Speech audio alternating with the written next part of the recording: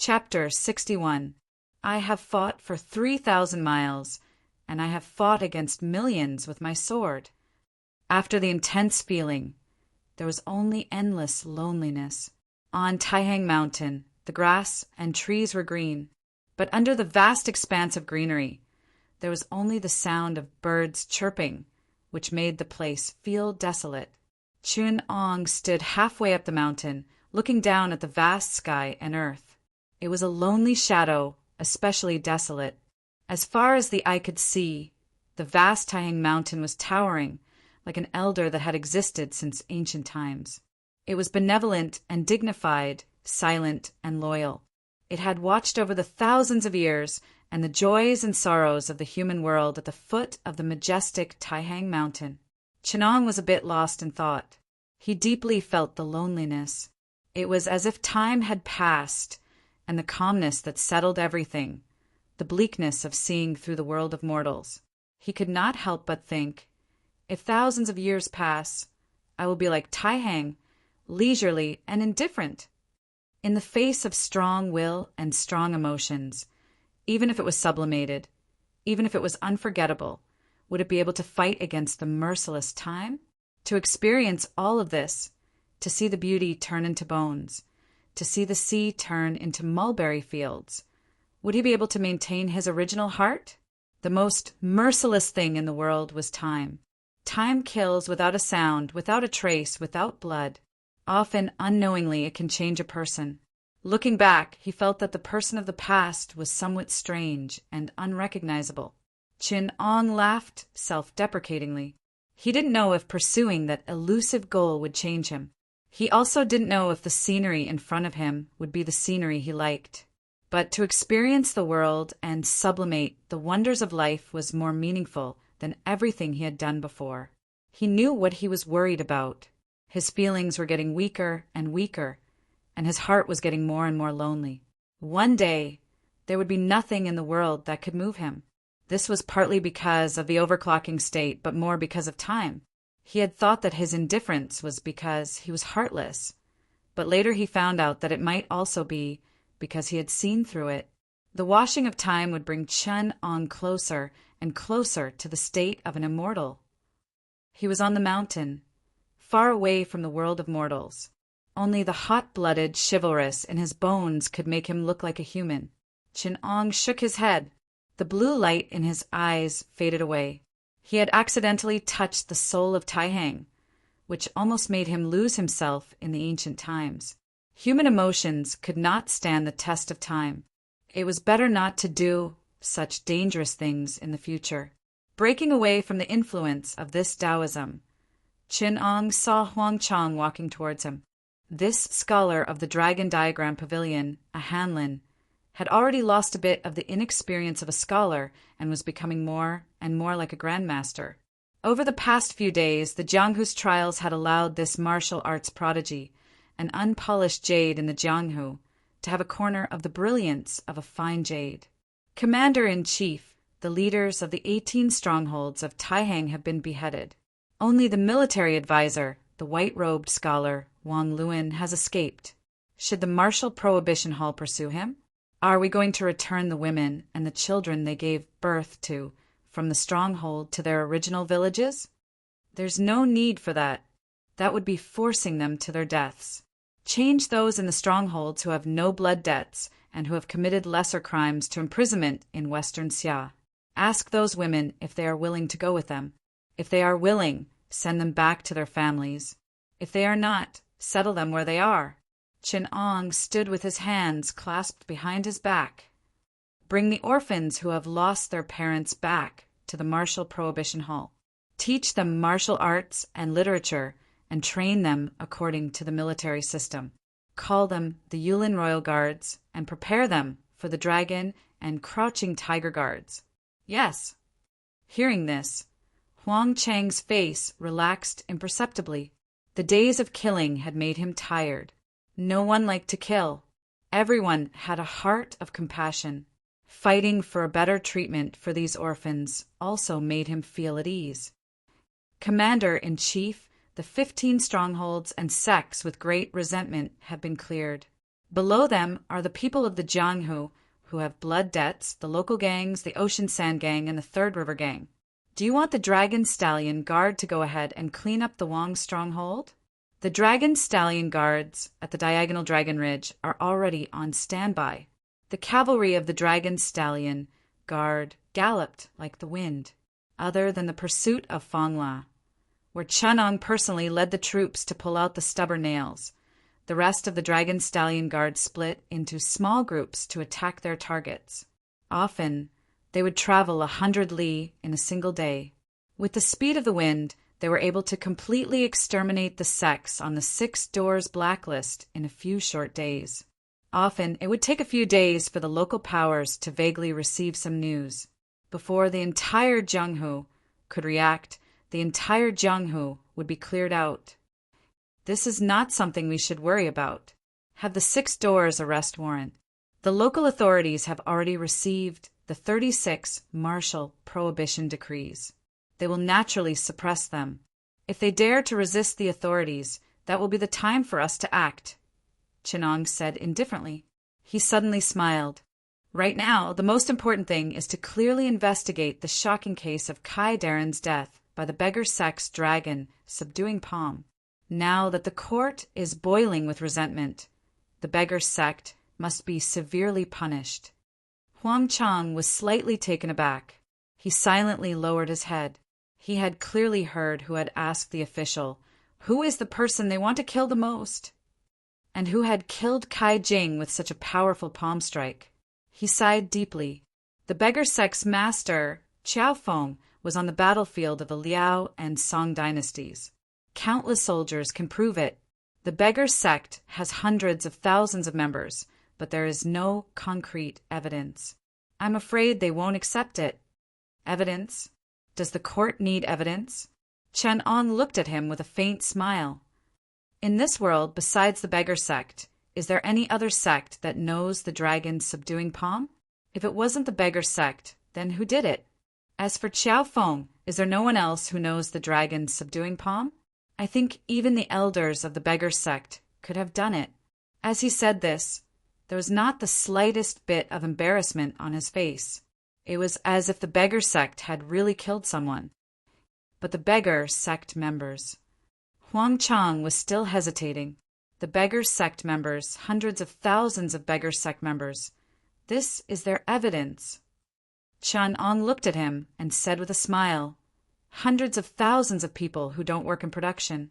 They beg and extort money for a living. They can't pay taxes to the Song dynasty. Such a large underground gang has long been a thorn in the hearts of the ministers in the court. As for evidence, there's no need. We are the officials. Our words are evidence. If the beggar sect does not give us an explanation, then it will be seeking death. The Song dynasty will not let this go." Huang Shang took a deep breath and sighed, but Qiao Feng fought for the country and the people against the Liao and the Xia. His meritorious service was unparalleled. Many members of the beggar clan also died defending the country. I'm afraid this kind of loyalty is disappointing. The beggar sect has 2 factions. Who are our friends and who are our enemies, we need to be clear. The Dirty Clothes faction is made up of people of the lower class. They have a lot of people, but most of them are poor people looking for food. The beggar sect has hundreds of thousands of members, and most of them are like this. They join the beggar sect to find someone to rely on to survive. These people are the friends of the court because the court can also be their support. Qiao Feng and the elders of the beggar sect are like this. They are loyal to the country and can be the protectors of the Song dynasty. They are suitable for immigration. But the Clean Clothes faction is different. They have been practicing martial arts for generations and are the main force of the beggar sect. Usually, they are local tyrants who use the beggar sect as a pivot to protect themselves. Although they are called the beggar sect, they are actually local tyrants. If they control the poor people of the beggar sect, they will be a big problem for the court. Therefore, the court supports the Dirty Clothes faction to fight against them. Huang Chang finally understood. So this time they are suppressing the clean clothes faction and moving the dirty clothes faction to Western Xia. At the same time, they are expelling the influence of the clean clothes faction. Qin Ong clasped his hands behind his back and turned around. Without looking back, he walked towards the stronghold. A dozen horses were tied there, leisurely gnawing at the grass on the ground. Qin Ang's voice came from behind him. "We're going to the Beggars' Sect Assembly. That is a grand event of the martial world." All sorts of people were coming.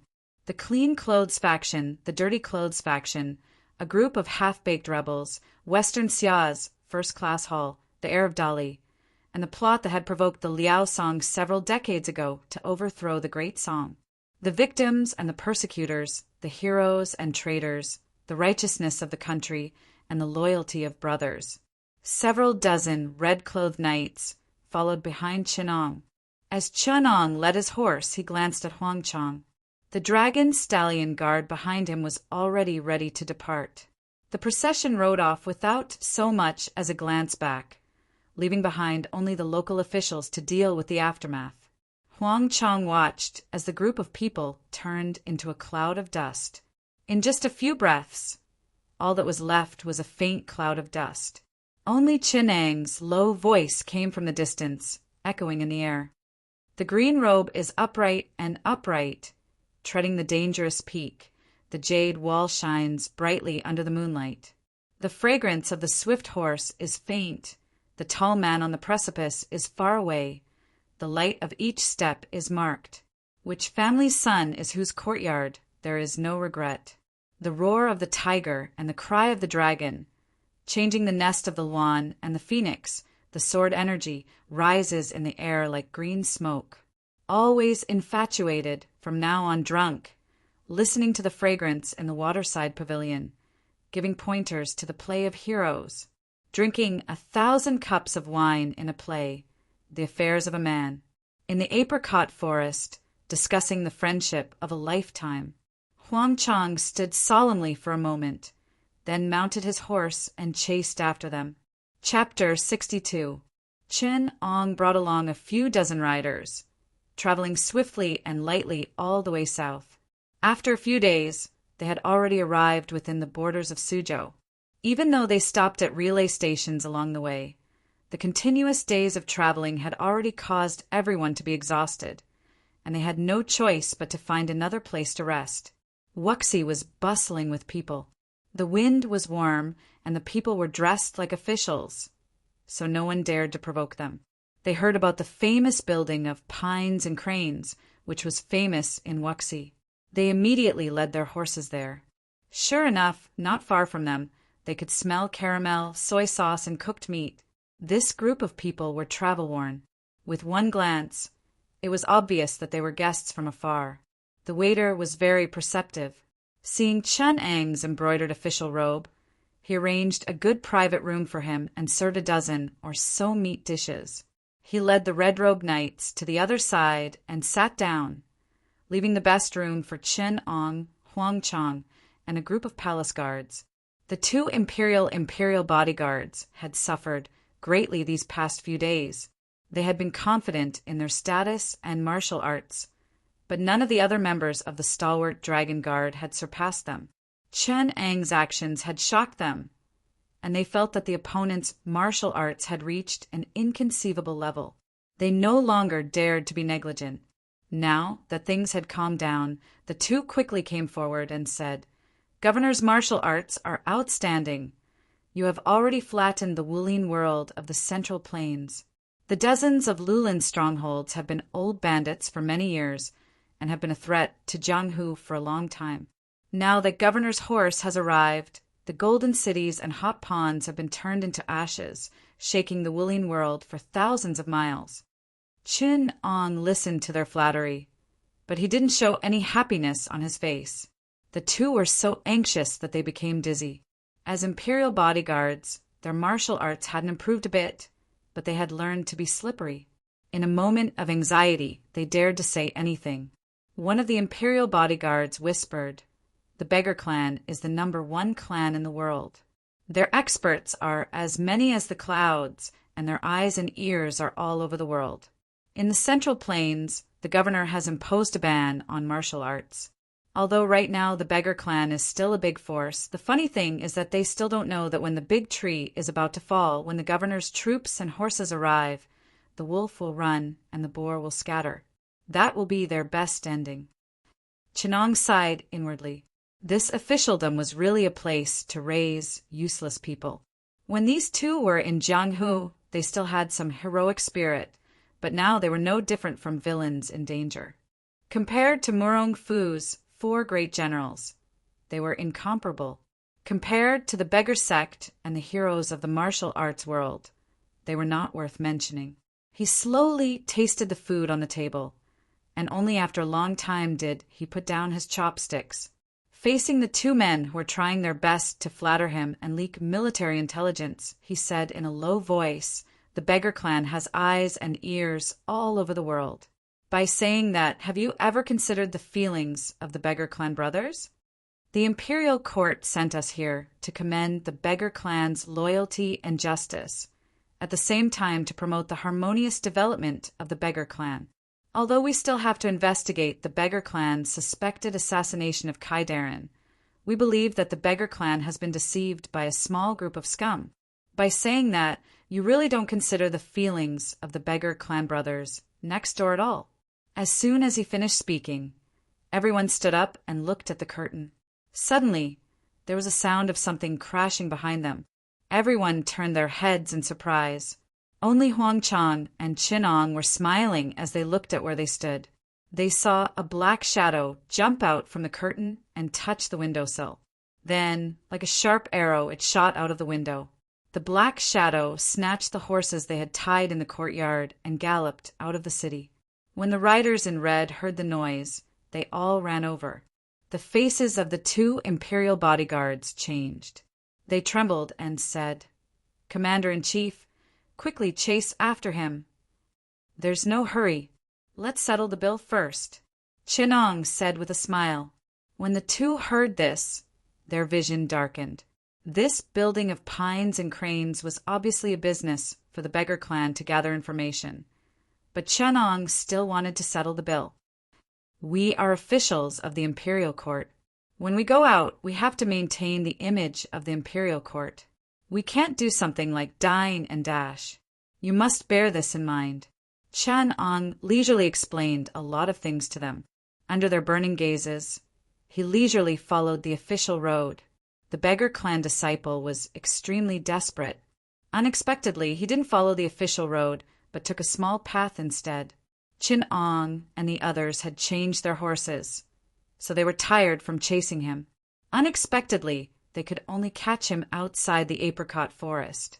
That person's breathing was rapid and unstable because Chunang's voice had broken his turtle breathing art in the building of pines and cranes. Now that he had forced himself to focus and run for several li, he could no longer hold on. Just as he reached Xiao Feng, he suddenly collapsed. Chenong leisurely stood on a high hill, looking at the mess. The beggar clan had been divided into 2 groups, and they were facing each other. Several Jianghu elders stood solemnly on the side. The atmosphere was extremely strange. Chenong saw Xiao Feng's blood-stained linen robe. He looked majestic and heroic. He couldn't help but secretly praise him. Good man, a great hero. Xiao Feng cupped his fists toward Chenong and asked in a deep voice, "Who are you? Why have you come to our beggar clan's gathering place?" Everyone looked at him, their eyes filled with surprise. Only Duan Yu, a hothead, greeted Chenong with a smile. Chenong smiled and said, "I am Chenong, the commander-in-chief of the imperial guards of the great Song Su Hall. Greetings, clan leader Qiao." The Jianghu warriors present had just heard of his name and were in an uproar. The beggar clan people were even more surprised. They thought, is the imperial court really going to attack the beggar clan? The Wulin people had mixed feelings about the imperial court. On the one hand, they were secretly opposed to the imperial court. On the other hand, they were loyal to the emperor and the country. They could not bear the shackles of the imperial court, but they were loyal. At this time, Chinong appeared as the commander-in-chief of the imperial court and interfered in Jianghu affairs. This was something that had never happened before. For a moment, half of the people present were at a loss. They didn't know how they should face Chinong. The beggar clan and the imperial court had always cooperated. Although their relationship was not close, they were not hostile. Qiao Feng said, "Since you are a brother of the imperial guards, why don't you sit down? Today, the warriors of the Wulin world will bear witness to my identity. My resignation from the beggar clan's clan leader position should be witnessed by the imperial court." He turned around to face the beggar clan people and laughed. "I am a good friend of the beggar clan brothers. We drank strong wine and ate dog meat to fight against the Liao dynasty. I, Qiao Feng, am deeply grateful that you are willing to recognize me as your brother. Now that my identity is unknown, I cannot assume the beggar clan leader position no matter what. I only hope that after I, Qiao Feng, leave, you can get rid of the estrangement between us.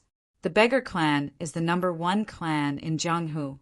Its prestige is illustrious. Who in the Wulin world does not respect it? The brothers of the beggar clan should be as close as a family. We must not let outsiders laugh at us." His words were spoken with great sincerity. The crowd of beggar clan members originally valued Yi Qi above all else. But listening to him, they all felt ashamed. Qiao Feng was magnanimous.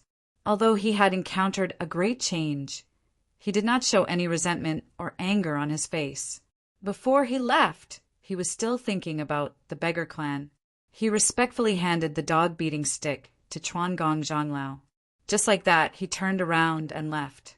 The crowd saw that even though he had encountered such a great change, not only he did not look desolate, he looked unyielding. His back was as straight as a pencil. Looking at his robe, soaked with blood, they could not help but feel grief. Immediately someone shouted, "Bangzhu, don't go!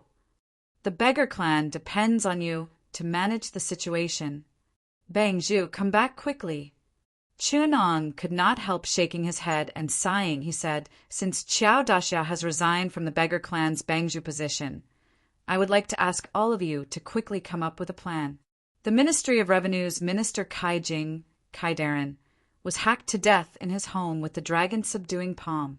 The beggar clan must give the imperial court an explanation for this matter. As soon as he said that, all the beggar clan disciples present glared at him. Only Su Zhanglao hesitated for a moment and then said in a loud and clear voice, "You are right. Our clan cannot be without a leader for a single day. After Qiao Feng has passed away, the clan's important matter needs someone to make the decision. This is an urgent matter that cannot be delayed.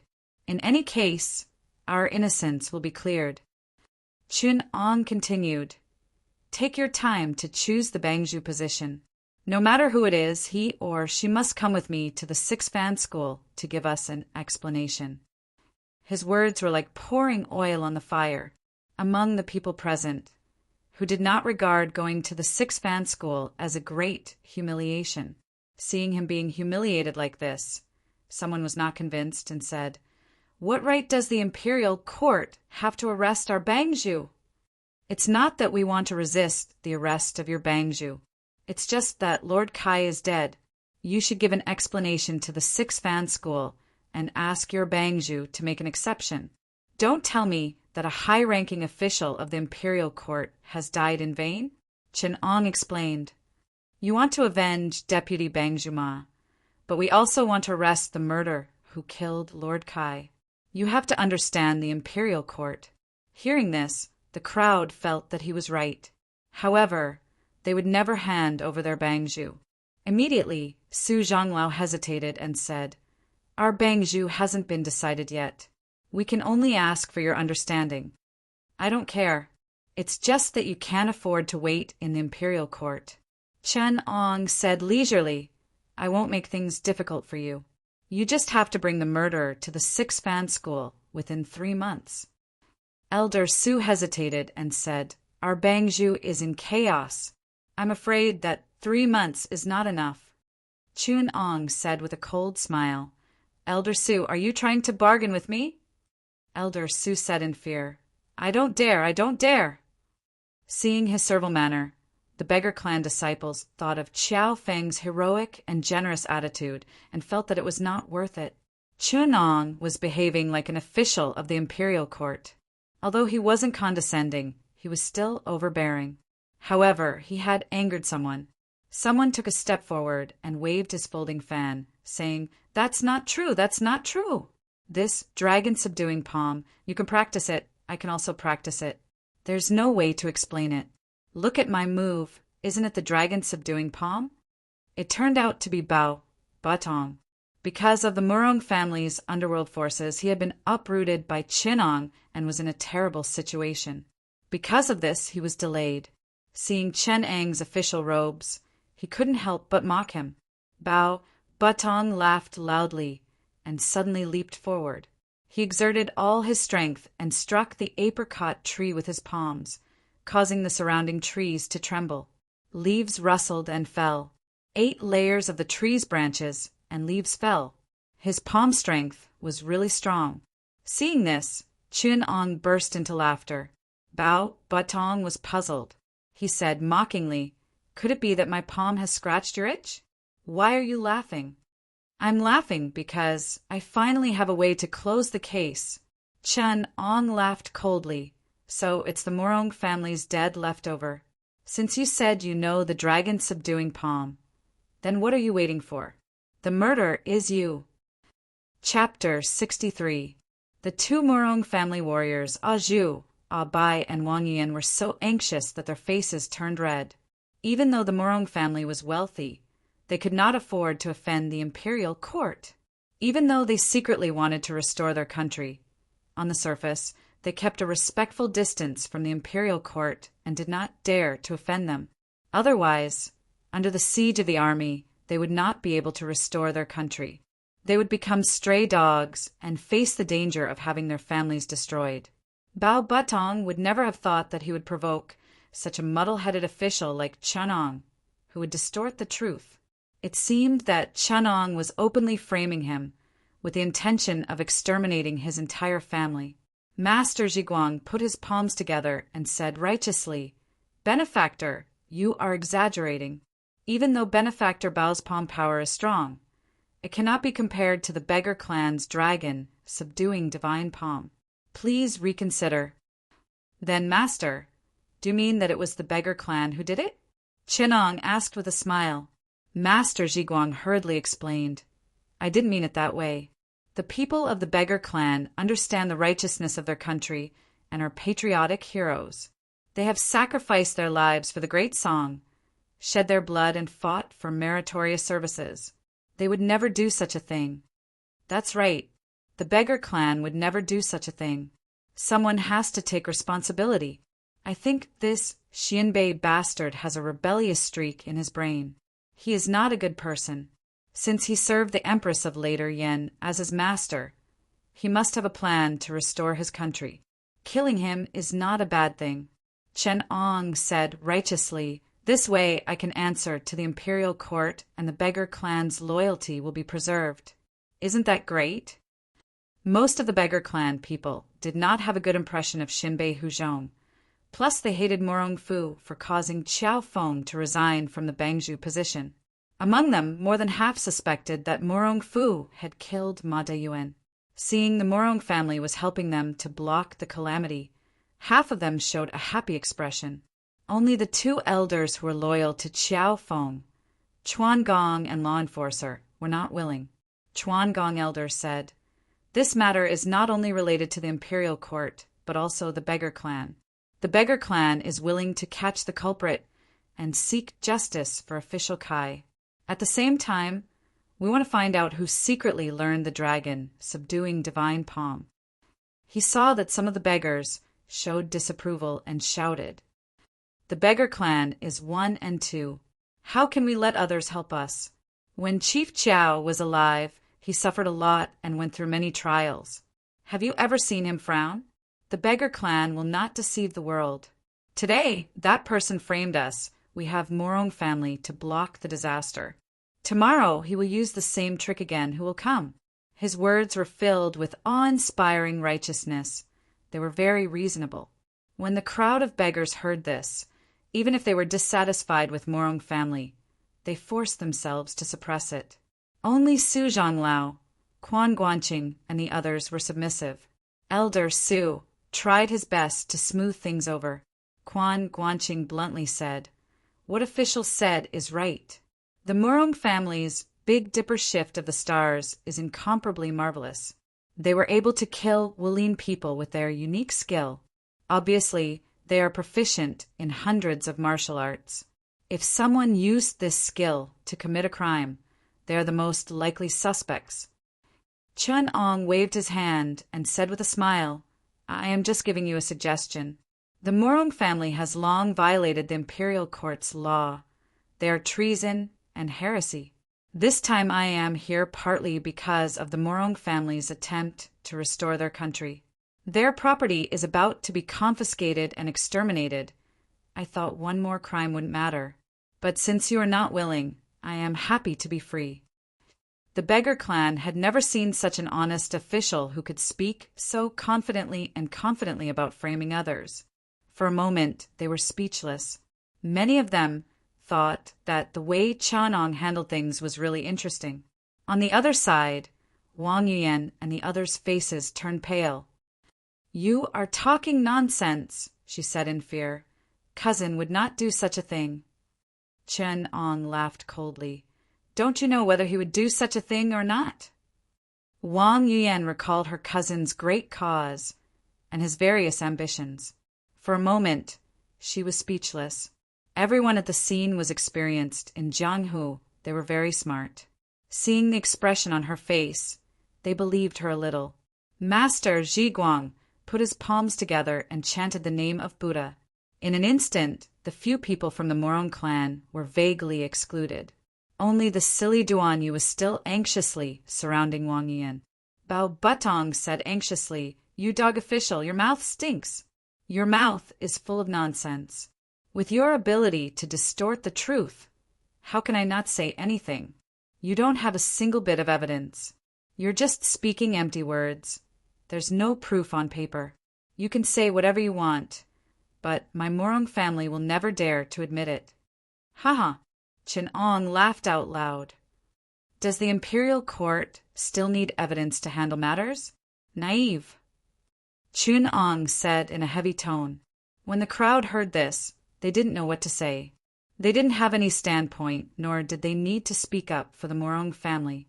However, Chen Ang's attitude of "I am the law is the law" made them frown. Only Duanyu was left. Seeing that Wang Yan was on the verge of tears, he stepped forward with a pained expression on his face and said, "Brother, you're wrong. You need evidence, and you can't do things without evidence." Everyone looked at his pretty boy face and laughed secretly.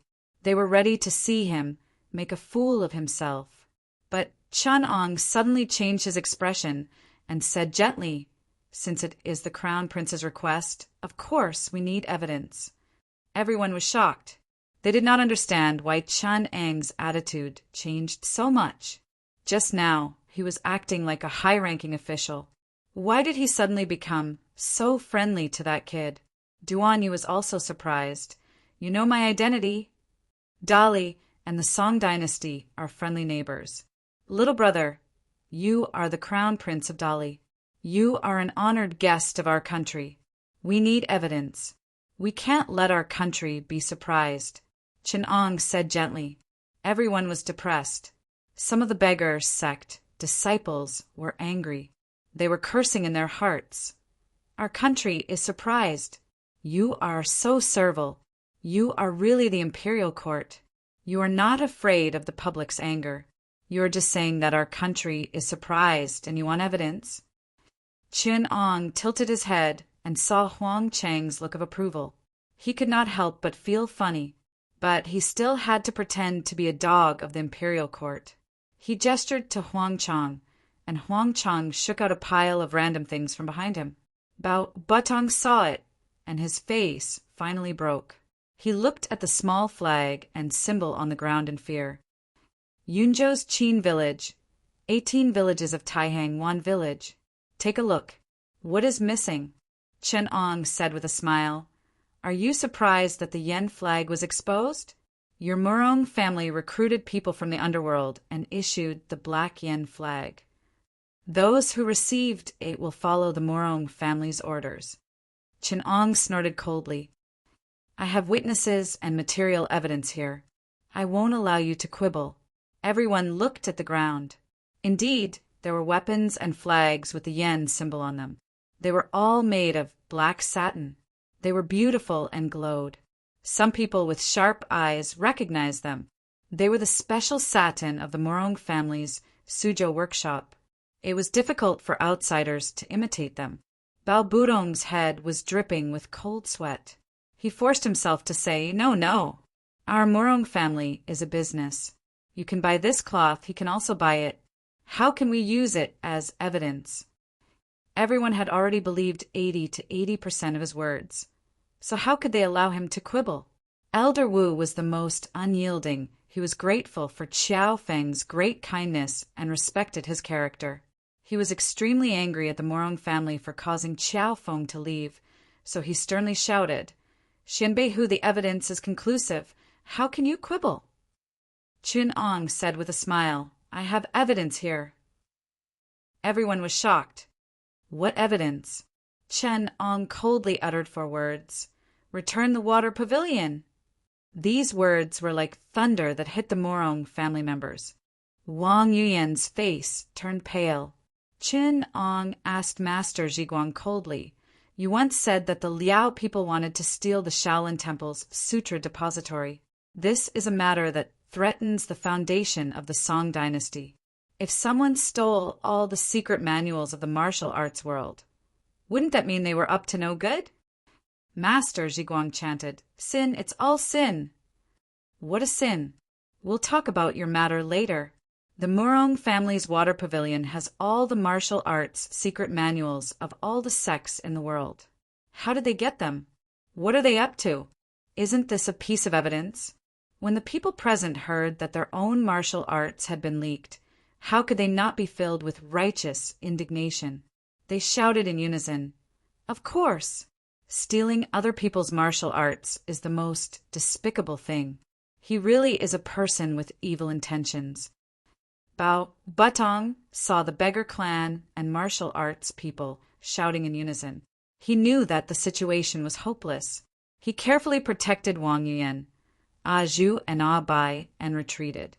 Feng, Polio also stood in front of them to protect them. Unexpectedly, the angry beggar clan disciples surrounded them. Even though Duanyu was anxious, he could not do anything. I have a third piece of evidence here, Chenong said loudly. When he saw everyone looking at him, he smiled and looked back at Master Zhiguang. This is a conspiracy that has been going on for decades. You found out about the Murong family's dirty deeds 10 years ago, right, Master? Outside Yanmen Pass, who is the accomplice? Under the vengeful spirits. Have you been sleeping well these few years? Master Zhiguang's face was pale. He lowered his eyes and said, I have not slept for decades. Every time I close my eyes, I think of that sin. I only wish to use my broken body to resolve this evil fate. Chapter 64. Hearing his words, the crowd of beggars looked at each other. They did not know if this was a slip of the tongue or if it was intentional. Ever since Chanong appeared, he had been too unpredictable. His temper was unpredictable, and no one knew what he was like. Shaolin was the #1 sect in the Wulian world and had always been the pillar of Jianghu. Chun Ang's words undoubtedly disgraced Shaolin and humiliated its reputation. However, he was unpredictable and was an official of the imperial court. No one knew if he said it unintentionally or if he was mocking him. They could only look at Master Zhiguang. Master Zhiguang was silent for a while and sighed. This evil was caused by us. What does it have to do with Shaolin? A monk does not lie. Big monk, did you eat your own face?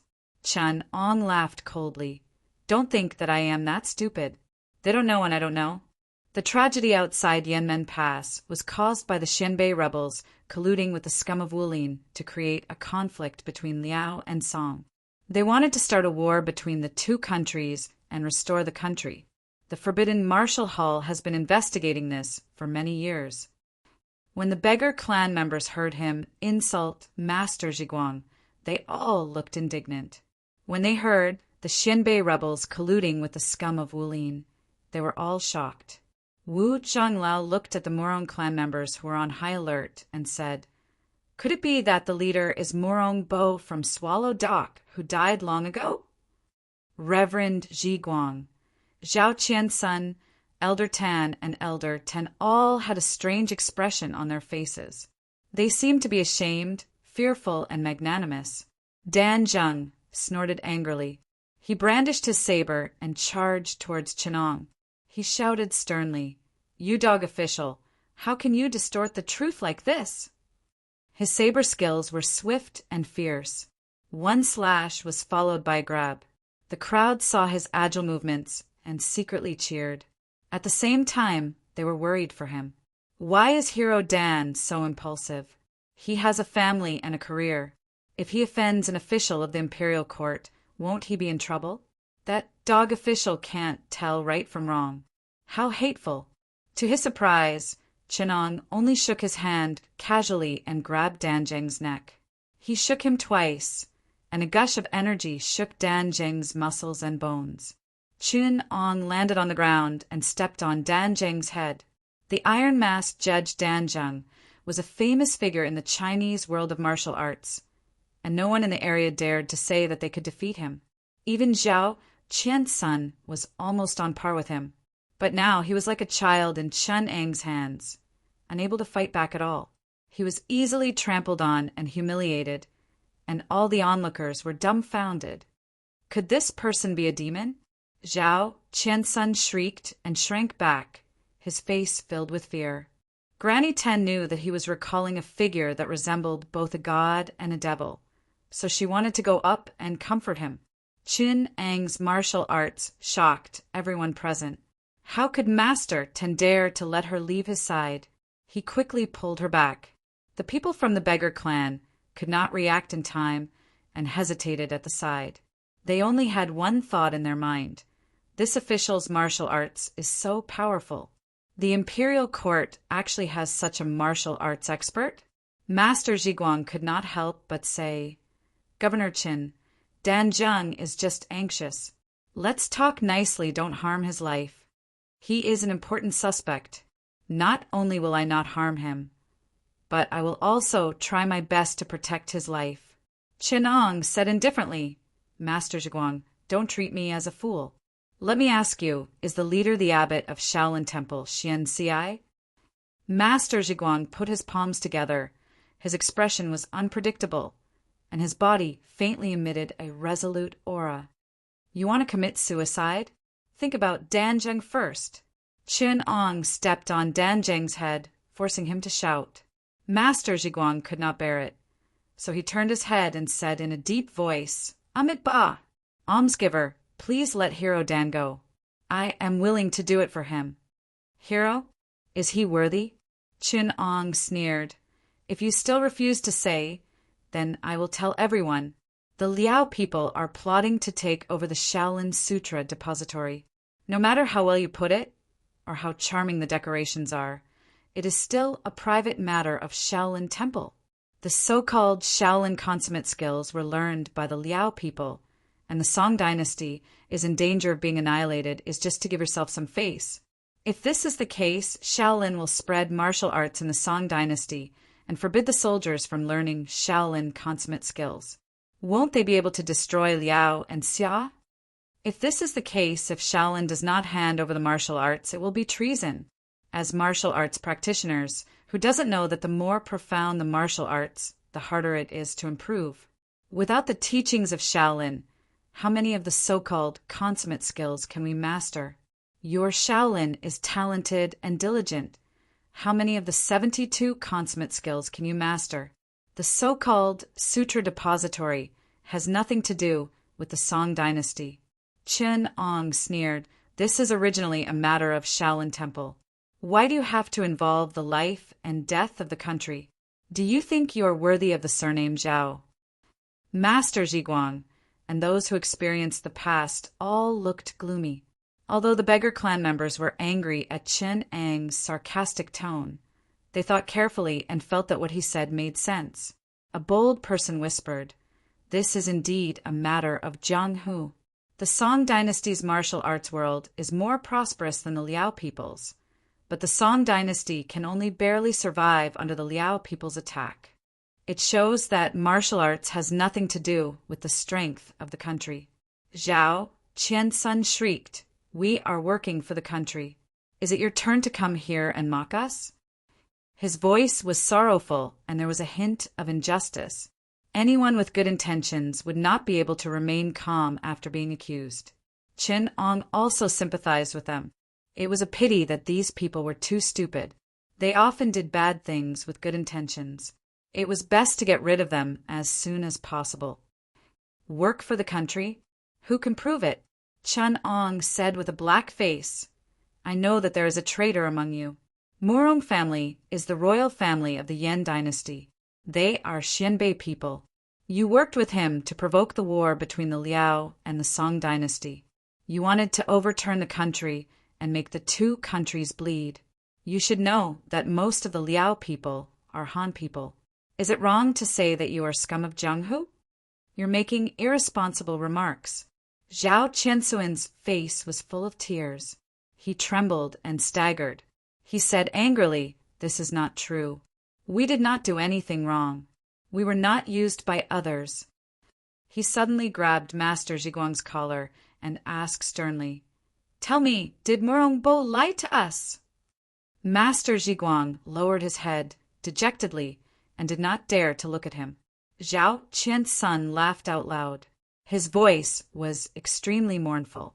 Every night when it was quiet, he would always think of the massacre outside the Yanmen Pass. His heart was filled with fear and regret.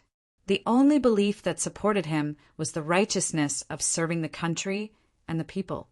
Now that his belief was on the verge of collapse, he actually went crazy. "You did not do anything wrong. You were just stupid and cheated by others. Even the government did not pursue the fault of an idiot. What are you blaming yourself for?" Chen Ang's figure flickered, and he pointed a finger at Zhao Qiansuan's body, causing him to collapse and fall into Granny Tan's arms. Granny Tan was exasperated and helpless, and could only shake her head and sigh. The 5 Dan brothers hurriedly helped Dan Jing up. When they saw that his limbs were weak and he couldn't even stand up, they stretched out their hands to help him up. Only then did they realize that Chen Ong had dislocated all the joints in his body. This level of martial arts was truly terrifying, not to mention the fact that he had easily defeated Zhao Qiansun. Everyone present felt a deep fear towards Chen Ong. The ones who are really at fault are those despicable people who say one thing in front of others and another behind others' backs. For example, the leader who only has a title and no one knows his name. Chen Ong looked at Zhiguang and smiled. At this moment, everyone had guessed the origin of the leader. Other than Shaolin monk Xianxi, who else would have such a stance to fight for Shaolin Temple? Immediately, some people showed dissatisfaction. A few beggar clan disciples even laughed mockingly. "I have a clear conscience. Monk Xianxi also has a clear conscience." Zhiguang put his palms together and said loudly, "If you have a clear conscience, why did you use words to force Qiao Feng? What a good! What will you do? Is this the so-called moral coercion? If you don't feel that you have done anything wrong, why do you use all kinds of words to defend yourself? To say that you are sorry and that you are wrong? Is it really that difficult? You are a monk." Chen Ong sneered. His words made the beggar sect disciples feel carefree, and their blood was boiling, especially the low-level disciples who had eaten wine and eaten meat with Qiao Feng. They deeply admired his spirit of brotherhood. They wholeheartedly accepted Qiao Feng and admired him endlessly. They all looked at Master Zhiguang with mocking eyes, telling him to close his eyes and shake his head. "You are a monk. Yet you want to fall to the ground when talking about babies. You have compassion for them. Not only did you not reflect on yourself, but you also feel that you are too soft-hearted. It can be seen that you have not the slightest bit of repentance in the past 10 years. Your compassion is all bullshit. That Liao man was killed by you, and yet he was still willing to let you off the hook. It can be seen that you, a monk, are all talk and not in your heart. Chun Ong sighed. Tell me, have you had any repentance in the past few years? If you had the intention, you should have resolved the enmity between the two generations. But you are so secretive and hesitant, refusing to say the name of the leader. Your desire for fame and wealth is really harmful. Master Zhiguang meditated on the ground, lowered his head and closed his eyes, not daring to say anything. I suspect that you are colluding with the Morong clan. Because of this, you monks do not seek to repay the debt of blood with your life after committing murder. Instead, you try to cover up the evil in many ways. If you say that you did not do it on purpose, who would believe you? Chin Ong shook his head. Master Zhiguang saw that the beggar clan members were glaring at him. He did not have the strength to explain. I thought that Mr. Morong was also deceived by others. He is already dead. A person's death is like an extinguished lamp. Why bother about what happened after he died? Who said that Morong Bo is dead? Isn't he living well in the back mountain of Shaolin? Once Chinong said this, the crowd was in an uproar. Some of the beggar clan members had already picked up a dog-beating stick and was about to hit Zhiguang's head. Master Zhiguang raised his head in shock and asked, Is this true? Wait until next month, when I interrogate Shaolin. You can come and take a look. During this time, don't commit suicide to escape punishment. Chinong said, Moreover, you're not merciful to the victim, but you are merciful to a criminal who died. You are not ashamed to the orphan, but you are covering up for the person who made you commit such a grave mistake. Not only did you not forgive and accept the cause and effect, you even have the intention to persecute him. You are indeed an enlightened monk. He sighed deeply, showing the elegance of a best actor. People like Xian Xi pretend to be benevolent and righteous. It is hard to distinguish whether he is loyal or treacherous. As the saying goes, great loyalty is like treachery, benevolence is like hypocrisy. Of course, the opposite is also possible. I don't know whether you are sincere or not, and who is in cahoots with Morong Bo. I can only treat everyone equally and investigate everything. Master Zhiguang said quietly I was wrong. If this is the truth, please clear my name. Chief Chiao, I have wronged him. I am willing to use the rest of my life to pray for his parents. I will definitely attend the Shaolin meeting and give Chief Chiao an explanation. The beggar clan's impression of Chin Ong suddenly changed. Originally, they were still indignant and felt that the imperial court had insulted their seniors in the martial arts world. Now, they actually felt that even though Master Zhiguang was pitiful and lamentable, his conduct was not honorable. On the contrary, Chinong, even though he was overbearing, his words were reasonable and could be said to be impartial in enforcing the law. Wu Zhanglao cupped his fists and said, Thank you for speaking up for our chief. At the Shaolin meeting, our beggar clan will not fall behind. We will definitely clear Chief Chiao's name. Regarding Deputy Chief Ma's matter, needless to say, it must be Morong Bo's doing. Chin Ong said righteously. Other than him, who else is so clear about Chief Chiao's background? Who else has the miraculous skill of changing the stars? Here he has the motive and all the conditions. Moreover, he is a Xinbeihu. He must have the intention to destroy our great song, and specially came to sow discord. Elder Wu and the beggar clan disciples suddenly understood and said fiercely, That's right, that's right! They looked at the Morong clan's eyes fiercely with an indescribable hatred. They firmly believed in this. The entire beggar clan was filled with anger. They could not wait to kill their way to Swallow Dock to clear Qiao Feng's name and avenge Ma Dian. Elder Su saw that the situation was not good, so he went with the flow and said, I have wronged Chief Chiao." Only Kong Min and Quan Guanqing, who were at the side, seemed to have something to say. Bai Shijing stared at her fiercely, his eyes filled with the determination to fight to the death. Kong Min knew that if she dared to pour dirty water on Xiao Feng, Bai Shijing would probably kill her and then commit suicide. She quickly shut her mouth. Chapter 65. In Chen Ang's hands, Quan Guanqing was as weak as a 3-year-old child. His bones and muscles were easily shaken off. He was crushed into a ball and thrown to the back to be locked up by the knights. The crowd of beggars did not know why Chenong was making things difficult for them. Some of them could not bear to see Quan Guanqing splitting the beggar clan, so for a moment nobody tried to stop him. Only Elder Su stammered and said, "Darren, please listen to me." Quan Guanqing was also deceived by others. His voice had not died away when someone next to him said in a sinister voice, "The beggar clan's group of beggars agreed to meet at Mount Hui, but they did not show up. Turns out they are hiding here, sneakily. Hey, what cowards!" It was only then that the beggar clan suddenly remembered that they still had an agreement with the Western Xia's first-class hall at Mount Hui, but they had already sent Xia Fu Duozhu of the Great Righteousness Division to change the date. They had just suffered a great change. How could they still have the mood to meddle with the Western Xia people? Bai Shijing took a step forward and said in a deep voice, "We have important matters to attend to. We don't have time to deal with you clowns. The date has been changed. What's there to talk about?" His voice had not died away when suddenly a man flew out from behind the apricot tree and fell straight to the ground. That man's chest was a pool of blood. His throat had been slit.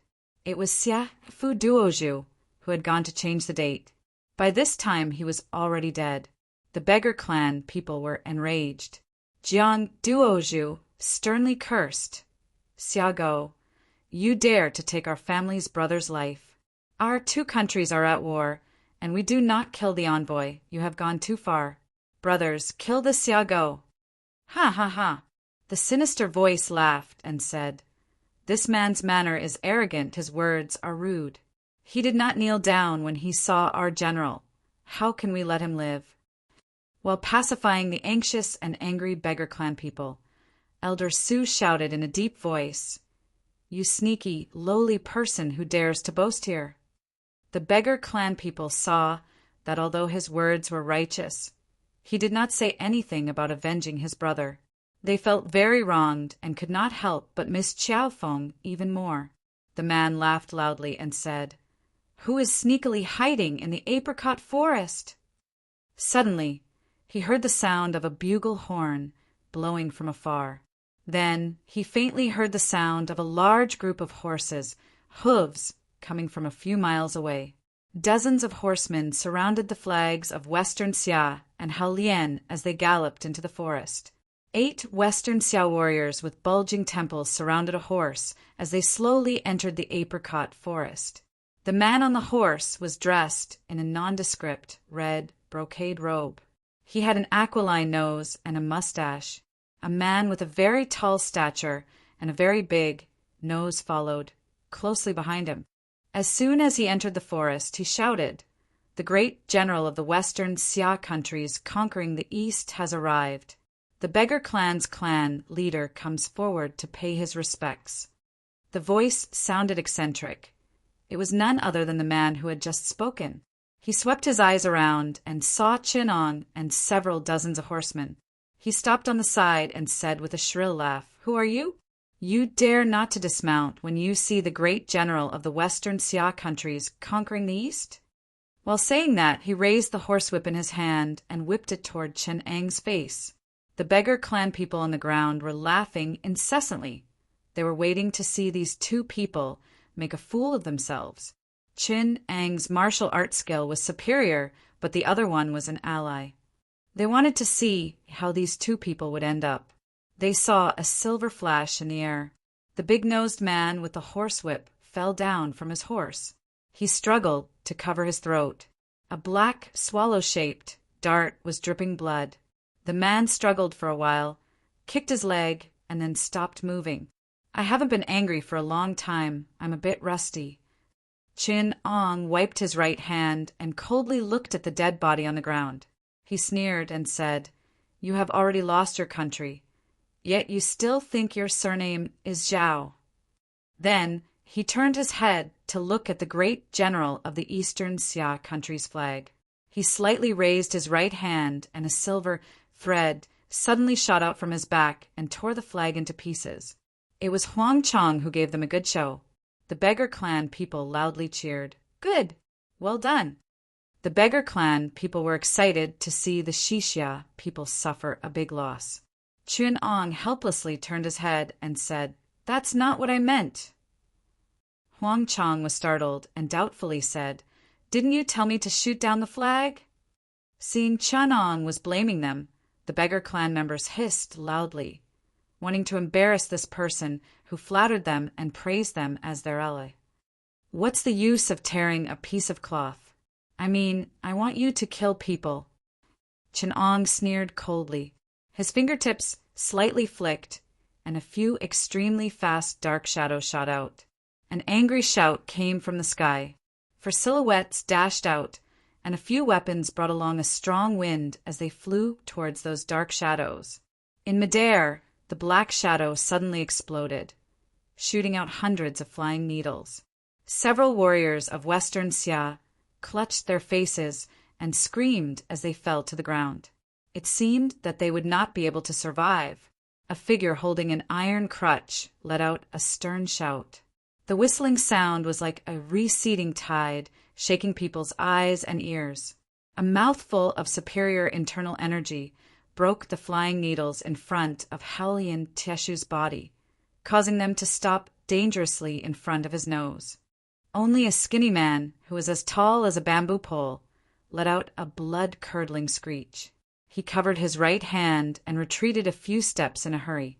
His figure flashed, and he escaped from the range of the flying needles. The remaining two men each unleashed a strange move. They also easily caught the flying needles. However, there were not many people on the Western Xia's side who were still standing. The Beggar Clan disciples sucked in a mouthful of cold air. Only now did they realize how cruel Chinong was. He killed people without blinking an eye and took people's lives with ease. On one hand, he treated the crown prince of Dali well. On the other hand, he mercilessly killed the Xixia people. The Song dynasty's Governor Chinong is here. "Xixia, a small country's envoy, how dare you not come to pay your respects?" Chin Ong put his hands behind his back and said, "You really brought about your own destruction. It's not wrong to kill you." Halian Taishu said angrily, "How dare you? We are the Xixia's envoy. Without the king's order, you killed our envoy. How dare you?" He took out a yellow cloth from his waist and held it above his head. "This is the Xixia's letter of credence. You killed our envoy. What crime do you think you deserve?" "Huang Chong, is this true?" Chanong asked with a slight frown. Huang Chong pondered for a moment and said, "Seriously, the Song dynasty does not kill envoys. When two countries are at war, they do not kill envoys." When the Beggar Clan people heard this, they all frowned and thought, "It's true. In Jianghu, there is a rule that does not kill envoys. The Song dynasty also wants to save face." But they still felt very wronged. "The Xixia dared to kill our people and come to Suzhou to cause trouble, but we can't do anything about it. It's really infuriating." The Beggar Clan people thought angrily, but they heard Chin Ong frown and say, "So, I killed the wrong person?" Huang Chong nodded awkwardly. When Halian Taishu heard this, he said arrogantly, "I will definitely report you to the Song Emperor and execute your entire family. Why don't you quickly arrest them?" Chin Ong sighed deeply and said, "How could I be wrong? It must be these bandits and robbers who killed the Western Xia's envoys and stole their flags to disguise themselves as the Western Xia's envoys. The real envoys must have been killed by them. Men, come with me to avenge our Western Xia allies." He immediately turned hostile. A strange light flashed in his hand, and Halian Taishu fell to the ground, clutching his crotch. If Duan Yanqing hadn't pulled him, the silver nail would have been nailed between his eyebrows. Chunong smiled and slowly walked toward the Xixia people. The Xixia envoys couldn't help but retreat. When they saw the warm smile on Cheneng's face, they couldn't help but feel a chill in their hearts. Chunong killed dozens of people with a smile. When the people saw his smiling face, they felt as if they had fallen into an abyss of darkness. These Xixia warriors were also ruthless characters who had fought hard on the battlefield. However, the moment they saw Chenong, they felt as if they had fallen into a boundless darkness. It was as if there were ferocious beasts gnashing their teeth and claws all around them. Everyone present was a master of martial arts, but under this oppressive aura, they didn't dare to make a sound. Duan Yanqing stared at Chen Eng's smiling face with an indifferent look in his eyes. He was the only one whose expression didn't change in the slightest under this strange aura. He faintly said, "Sir, you are very powerful and have great martial arts. We, the 4 great villains, are just trying to make a living. Can you stop this martial art and let us leave?" This rustling aura was actually a kind of martial art. The people present couldn't help but focus their eyes and fight against this aura.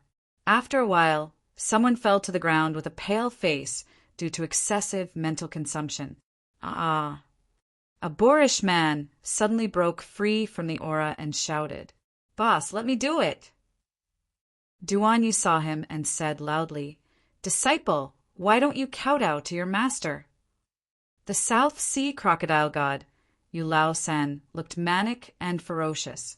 He was obviously in a rage. When he saw Duan Yu, he shouted, "Get lost! I don't have a master!" He stretched out his right hand with unparalleled speed. Before he even reached Chenong, a strong gust of wind blew his hair away. A large steel pincer wrapped around Chen Eng's waist. Yu Lao San twisted his waist, and his whole body was like a flipping crocodile, tearing towards Chen Eng's waist. His feet, shoulders, arms, and the big pincers exerted force at the same time. The force ran through his whole body, and the pincers opened and closed with great force. Chapter 66. When he exerted his strength, Yu Lao San's dantian was rooted in the soles of his feet, and the triangular area between his waist and abdomen was stretched taut. His entire body was like a drawn bow, and with the steel pincers in his hands as a fulcrum, he suddenly pounced forward. This move was incomparably fast, like a giant crocodile pouncing forward to bite. "I'll tear you into 2 pieces." Yu Lao San sneered and stomped his feet on the ground. His huge body nimbly flipped, and his taut body released a huge amount of kinetic energy. The steel pincers became even fiercer, and they were aimed at Chen Eng's waist. What a big crocodile! Chen Eng's eyes lit up slightly, and he looked at the charging Yu Lao San with interest. With a misstep, he stood in a position that made Yu Lao San extremely uncomfortable. Seeing that he could not exert his strength smoothly, Yu Lao San was so depressed that he wanted to vomit blood. He forcefully twisted the steel pincers, and his speed inevitably slowed down by a third. Duan Yu, who was standing at the side, was extremely shocked. He thought to himself, "My dear friend, your footwork is so profound. It's so similar to my wave-like subtle steps. Even if it were me, I could only take 1 step forward and then take 3 steps back. That fatty wouldn't be able to catch up." However, Chenong did not do as he thought. Instead, he took a step forward to meet Yu Lao San. However, his position just happened to be in Yu Lao San's blind spot. Chenong placed his hands on the 2 huge teeth of the steel pincers and exerted a bit of force to forcibly close the pincers. Then he raised his hands and slapped Yu Lao San to the ground. What powerful martial arts! Duan Yu could not help but exclaim. Wang Yian narrowed her eyes and furrowed her brows. That person's martial arts are so strange. It's as if I can see the shadows of many different martial arts, but at the same time they're not. That divine crocodile of the South Sea, Yu Lao San, couldn't even last 1 round against him. I'm afraid that even older cousin is no match for him. She said apprehensively, if someone like that comes looking for trouble with the Morong family, older cousin will be in danger. Duan Yu noticed the frown on Wang Yian's face and tried to curry favor with her. That brother over there is using the Book of Changes footwork. Goe Mei pursues Wu Wang. Wu Wang pursues Wu Wang. Wu Wang pursues Wu Wang. Wu Wang pursues Wu Wang. Wu Wang pursues Wu Wang. Wu Wang pursues Wu Wang. Wu Wang pursues Wu Wang. Wu Wang pursues Wu Wang. Wu Wang pursues Wu Wang. Wu Wang pursues Wu Wang. Wu Wang pursues Wu Wang. Wu Wang pursues Wu Wang. Wu Wang pursues Wu Wang. Wu Wang pursues Wu Wang. Wu Wang pursues Wu Wang. And Wu Wang pursues Wu Wang. Wang Yan was worried about her cousin, and she couldn't help but ask, "What can young master Duan see?" She felt uneasy. On one hand, she felt that she was deceiving Duan Yu, but on the other hand, she wanted to probe for some information on behalf of her cousin. She felt conflicted, and her face flushed red with embarrassment. Duan Yu was stunned. He said in a daze, "That brother has integrated the art of war and the Book of Changes into martial arts, so he must be someone who likes to take the initiative. His mental cultivation method must be Sun Tzu's art of war. As swift as the wind, as gentle as the forest, as aggressive as fire, as immovable as the mountain, as elusive as the shadow. Move like thunder." With a palm strike, Chun Ong sent Yunjong He, who had stepped forward to help, flying 30 feet away.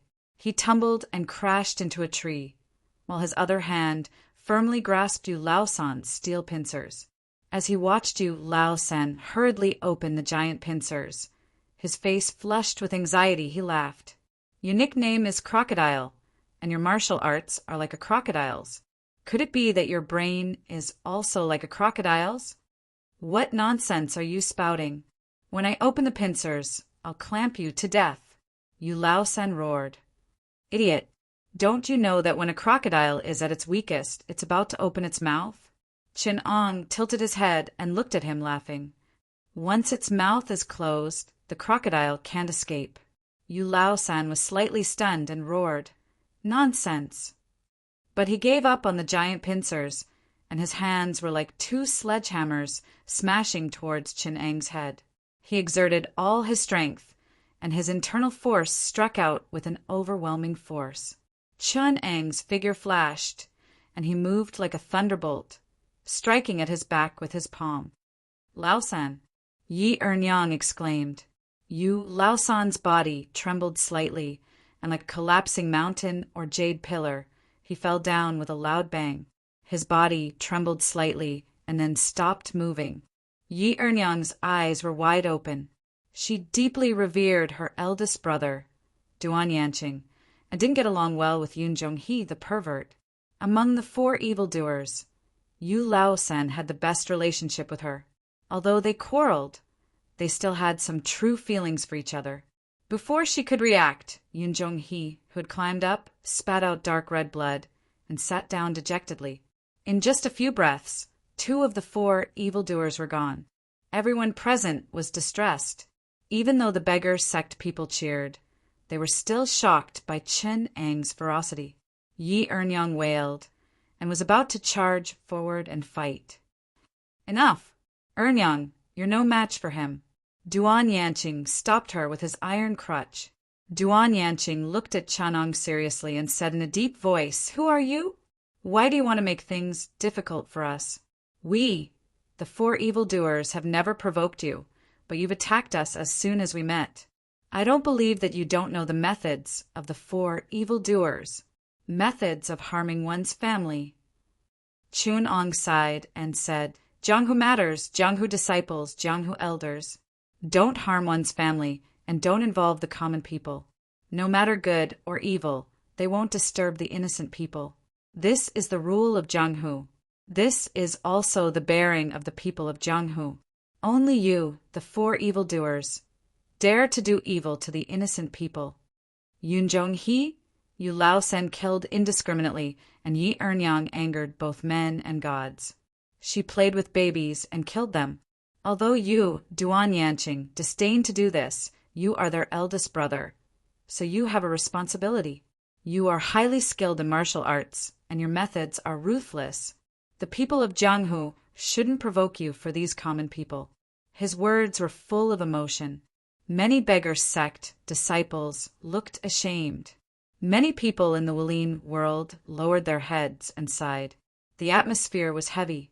Qin Ong shouted sternly, "But my great song won't. I won't either. I, Qin Ong, will avenge these innocent people." Huang Chang's eyes were red. He stood up and stood beside Qin Ong. He cupped his hands to the sky and said, "We are under the Imperial Court's 36 prohibition of martial arts to monitor the world of Jianghu. Those who commit crimes, abuse their power, and kill the innocent will be beheaded. Those who betray the country, bully the good, and disturb the local forces will be eradicated. Those who violate the law, we will strike them." The riders in red behind him shouted in unison, "Those who violate the law, we will strike them. Those who commit crimes, kill. Those who kill the innocent, kill. Those who kidnap, kill. Those who run amok, kill. Those who rebel, kill." 36 words were uttered in a row. Not only were the remnants of the Western Xia army intimidated, but even the beggar sect disciples and the elders of Jianghu were disturbed by the murderous aura. They felt a sense of vigilance, like a sharp blade hanging over their heads. The skin on their backs was slightly numb, and their hearts were trembling. "Good spirit, good power," Duan Yu praised. "The military power is strong, and the law is strong to protect the country. The great song is really a great country." He thought of the Gao family's rebellion and could not help but feel a surge of hot blood in his heart. But Wang Yuyan, who was beside him, was worried. She thought anxiously, "My cousin has violated the imperial court's taboo, and now he will be investigated. That person's martial arts is so high, and he is so terrifying. The imperial court is so powerful. What should my cousin do? What should I do? I thought I could help my cousin by knowing all kinds of martial arts, but now I only regret that I didn't learn the art of war." Duan Yanqing was momentarily pressured by the momentum, but he had been through all kinds of hardships and had already developed an extremely tenacious heart. He quickly recovered from the impact and said in a low voice, good spirit, if you want to eliminate us, you must have the ability first." Yi Ernyang, holding a child, rushed over with a scream and threw the child to Qin Ong. The child's cry was heard in the air. Qin Ong sighed slightly and leaped up to catch the child, regardless of the two's joint attack. "Watch out!" Seeing Yi Ernyang and Duan Yanqing joining hands to attack Qin Eng's vital points, Duan Yu couldn't help but let out a cry of surprise. His body had already pounced forward, and the sword Qi in his right hand pointed forward. A 4 feet long, invisible sword Qi suddenly unfolded. He took 3 steps diagonally up and 2 steps sideways, squeezing through the crowd like a slippery loach. Huang Chang also rushed over, but a Xixia warrior suddenly appeared from the side and blocked him with his saber. The two exchanged several moves, and Huang Chang was slightly shocked, for the warrior's martial arts were not inferior to the beggar clan's elders. But he did not know that the warrior was even more shocked, for he had never imagined that the green-robed scholar's martial arts would be far superior to his. The two fought for a while, and it was difficult to determine the winner within a few moves. Duan Yu was several feet away, and for a moment only Qin Ong, with the child in his arms, was left to face the attacks of Yi Ernyang and Duan Yanqing. Duan Yanqing's one young finger was concentrated on his iron crutch, and its power was astonishing. One finger could break through any protective innate chi in the world, and it was the best counter to the golden bell shield, iron shirt, and Vajra body. Even if Qin Ong were to be hit by this finger, it would be difficult for him to gain any advantage. The one young finger was indeed marvelous. As for Yi Ernyang, she was just a small problem. Facing the attacks of two formidable enemies, Qin Ong was only slightly moved. He made a pulling gesture with his right hand, and a round energy burst out. The energy of life and death mixed together, and the way of yin and yang restrained each other. The mysterious energy overturned the heaven and earth. Yi Ernyang's body suddenly trembled, and she could not help but change direction. Duan Yanqing also felt his vision blur, and his body involuntarily followed the flow of the energy. When he saw Yi Ernyang, he only had time to withdraw 80% of the energy in his hand, and the rest hit Yi Ernyang. Yi Ernyang let out a muffled cry, and blood spilled out of her mouth and fell to the ground. Stars transposition. 3 voices rang out at the same time. Wang Yan looked at Elder Su of the Beggar Clan, and then looked at the Xixia warrior. She felt that it was reasonable for Elder Su to be shocked. But why did the Xixia warrior look even more shocked than her? The Western Xiao warrior was so shocked that even his voice changed. He asked in a stern voice, "Who are you? Why do you know the Big Dipper transposition?" His face was filled with malevolence and disbelief. Chapter 67. Duan Yanqing leaned on his crutches and stood in front of Yi Ernyang. His expression was very serious. He regarded Qinong as the greatest enemy in his life. Just now he realized that his martial arts were not as good as Qineng's. His defeat this time was because of the difference in their strength. When Qinong made his move, he did not pay much attention. But after the fight, he realized that this person's martial arts were unparalleled in the world, and he was not his match. Realizing this, he thought of retreating. He said in a deep voice, "I have heard of the Qian Kuan de Nua. It is the Ming cult's supreme skill. So you are the current cult leader of the Ming cult. I was friends with your former cult leader, Fanghua. Why are you so aggressive?" The Western Xia people arrived late and did not hear the news from the north. The young man who delivered the letter was still hiding on the side, shivering. The crowd of beggars said, "So it is the Ming cult's martial arts. We have never heard of it, but that cripple guessed wrong. Not only this person is not a member of the Ming cult, he even chased the Ming cult's cult leader for more than 300 li." Someone else thought on a deeper level. For the Ming cult to have this kind of martial art, it's clear that they're not some kind people. Not only did this person kill their big cult and cause them to scatter like monkeys when the tree falls, he even learned their most powerful martial art. He's really a powerful person. As soon as Duan Yanqing said this, he felt that something was wrong. The beggar clan's mocking eyes made his heart sink. "Did I guess wrong? You're not a member of the Ming cult? You are half right. You are one of the few well-informed people in Jianghu." Qinong smiled and said calmly, "The Ming cult lives in a remote corner and is very isolated. It is very difficult for outsiders to get information about the cult. Otherwise, the Qian Kuan de Nua would not be as good as the Morong family's Big Dipper de Nua. To know about the Ming cult's supreme martial arts, you have surpassed 99% of the elders in Jianghu." Elder Su's face turned red when he heard this. Duan Yanqing did not look happy. He said in a deep voice, "But I guessed wrong. What is your background? I don't care where you came from. The world has long since come to a conclusion about the wonders of the Morong clan's shifting stars. It's not up to you to comment on it." The Western Xiao warrior made a feint and retreated from Huang Cheng's grasp. Then his body flashed and appeared in front of Qinong. The ancestors of the Morong clan only managed to get a glimpse of Ming cult's martial art, and they were able to turn it into their own martial art. They created a martial art that is not inferior to heaven and earth great shift. Of course they are amazing. Amazing. Qinong used the word amazing twice to praise the Morong clan. A divine light flashed in the eyes of the Xixia warrior. He laughed heartily and said, "Give him a taste of his own medicine. The senior of the Morong family is naturally a heaven-warping hero. It's not your turn to spout nonsense here.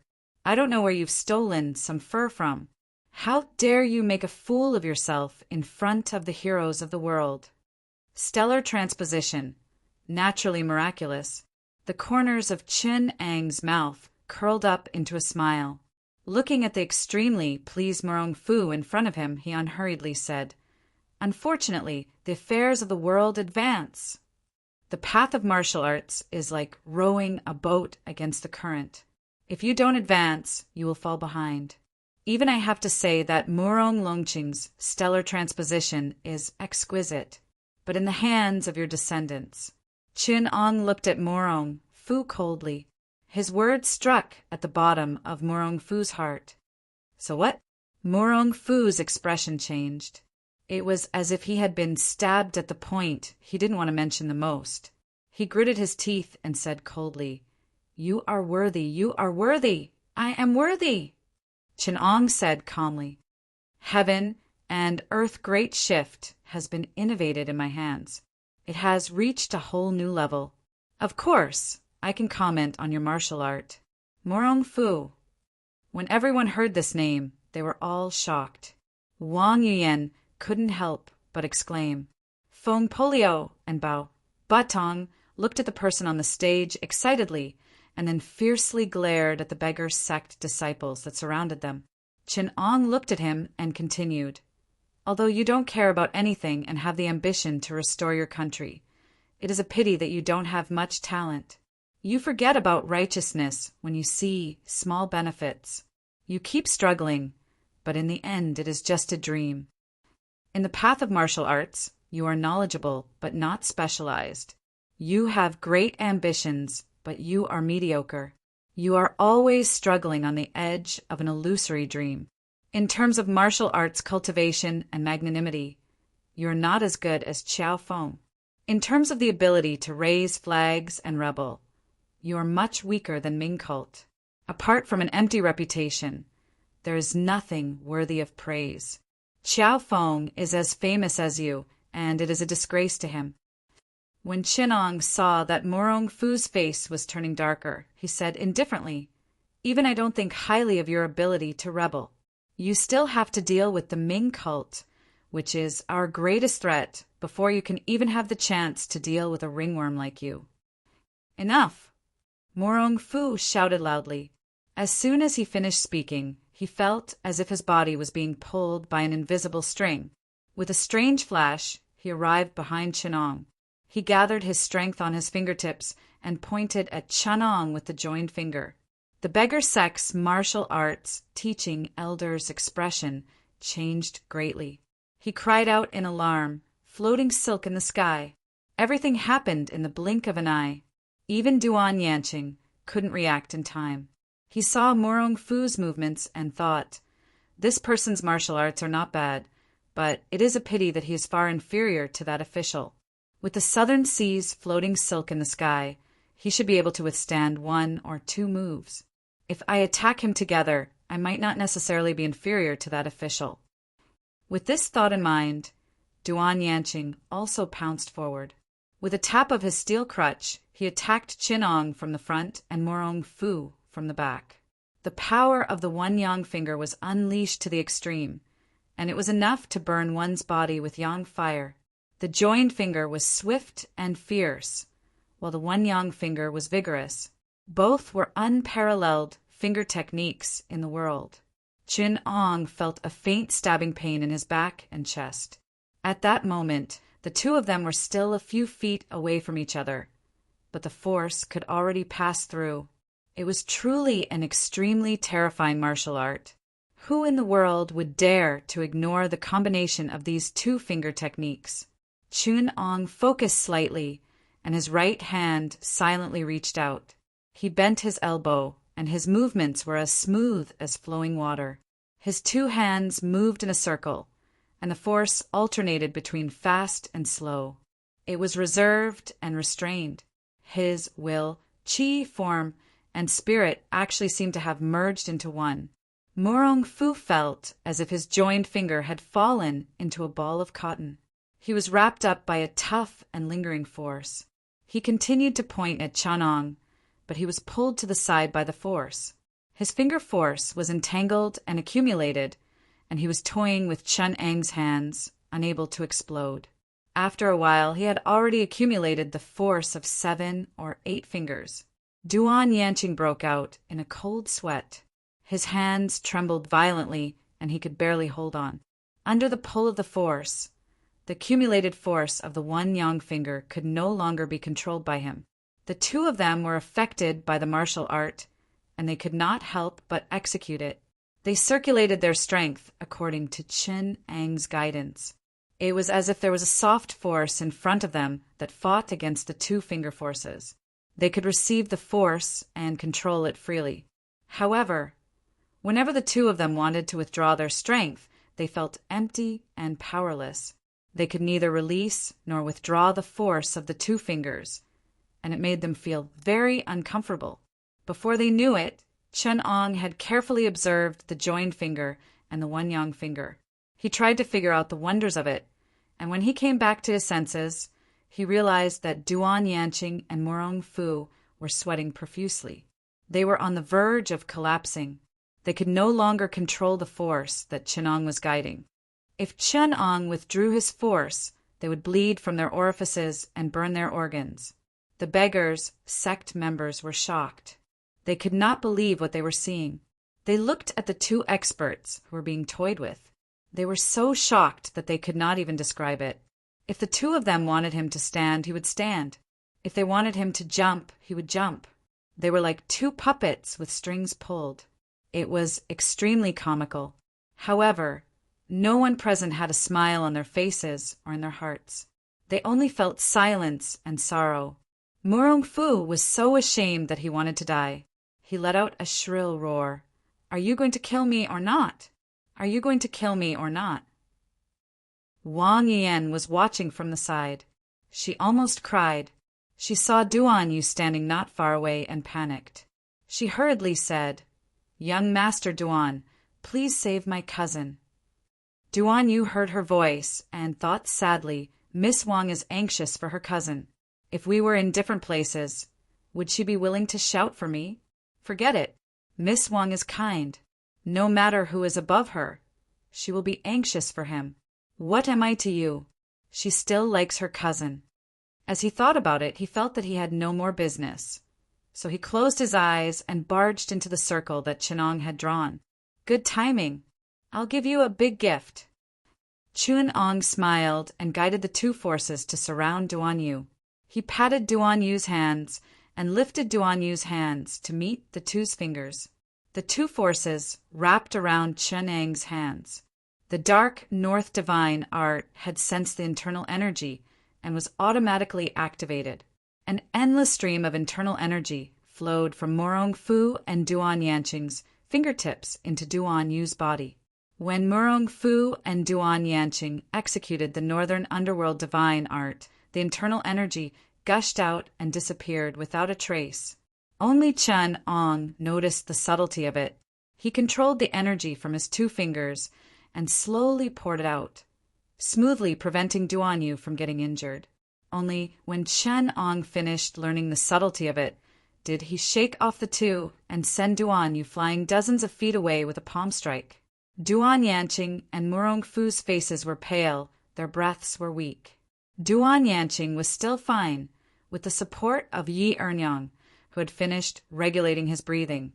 He was able to walk with difficulty. Morong Fu directly fell on the dusty ground, cut a sorry figure, completely losing his previous majestic appearance. Bai cried out in alarm. She pushed away the beggar clan disciples and stepped forward to help him up. Naturally, the beggar clan would not make things difficult for a little girl. But Morong Fu struggled to push Bai's support away. "I don't need anybody to help me," he sternly said. His expression was one of fear. "Where is my internal energy? Where's my internal energy?" Bai sobbed, "Young master." Morong Fu looked up to the sky and laughed. He pushed Bai away. "I haven't lost yet." Chenong sighed and walked slowly to Morong Fu. "You really haven't lost. You've lost 50% of your internal energy, but it doesn't mean you're a cripple. Only after 100 refinements can you forge fine steel. Since ancient times, those who achieve great things have all gone through trials and tribulations. Your attitude really makes people look down on you."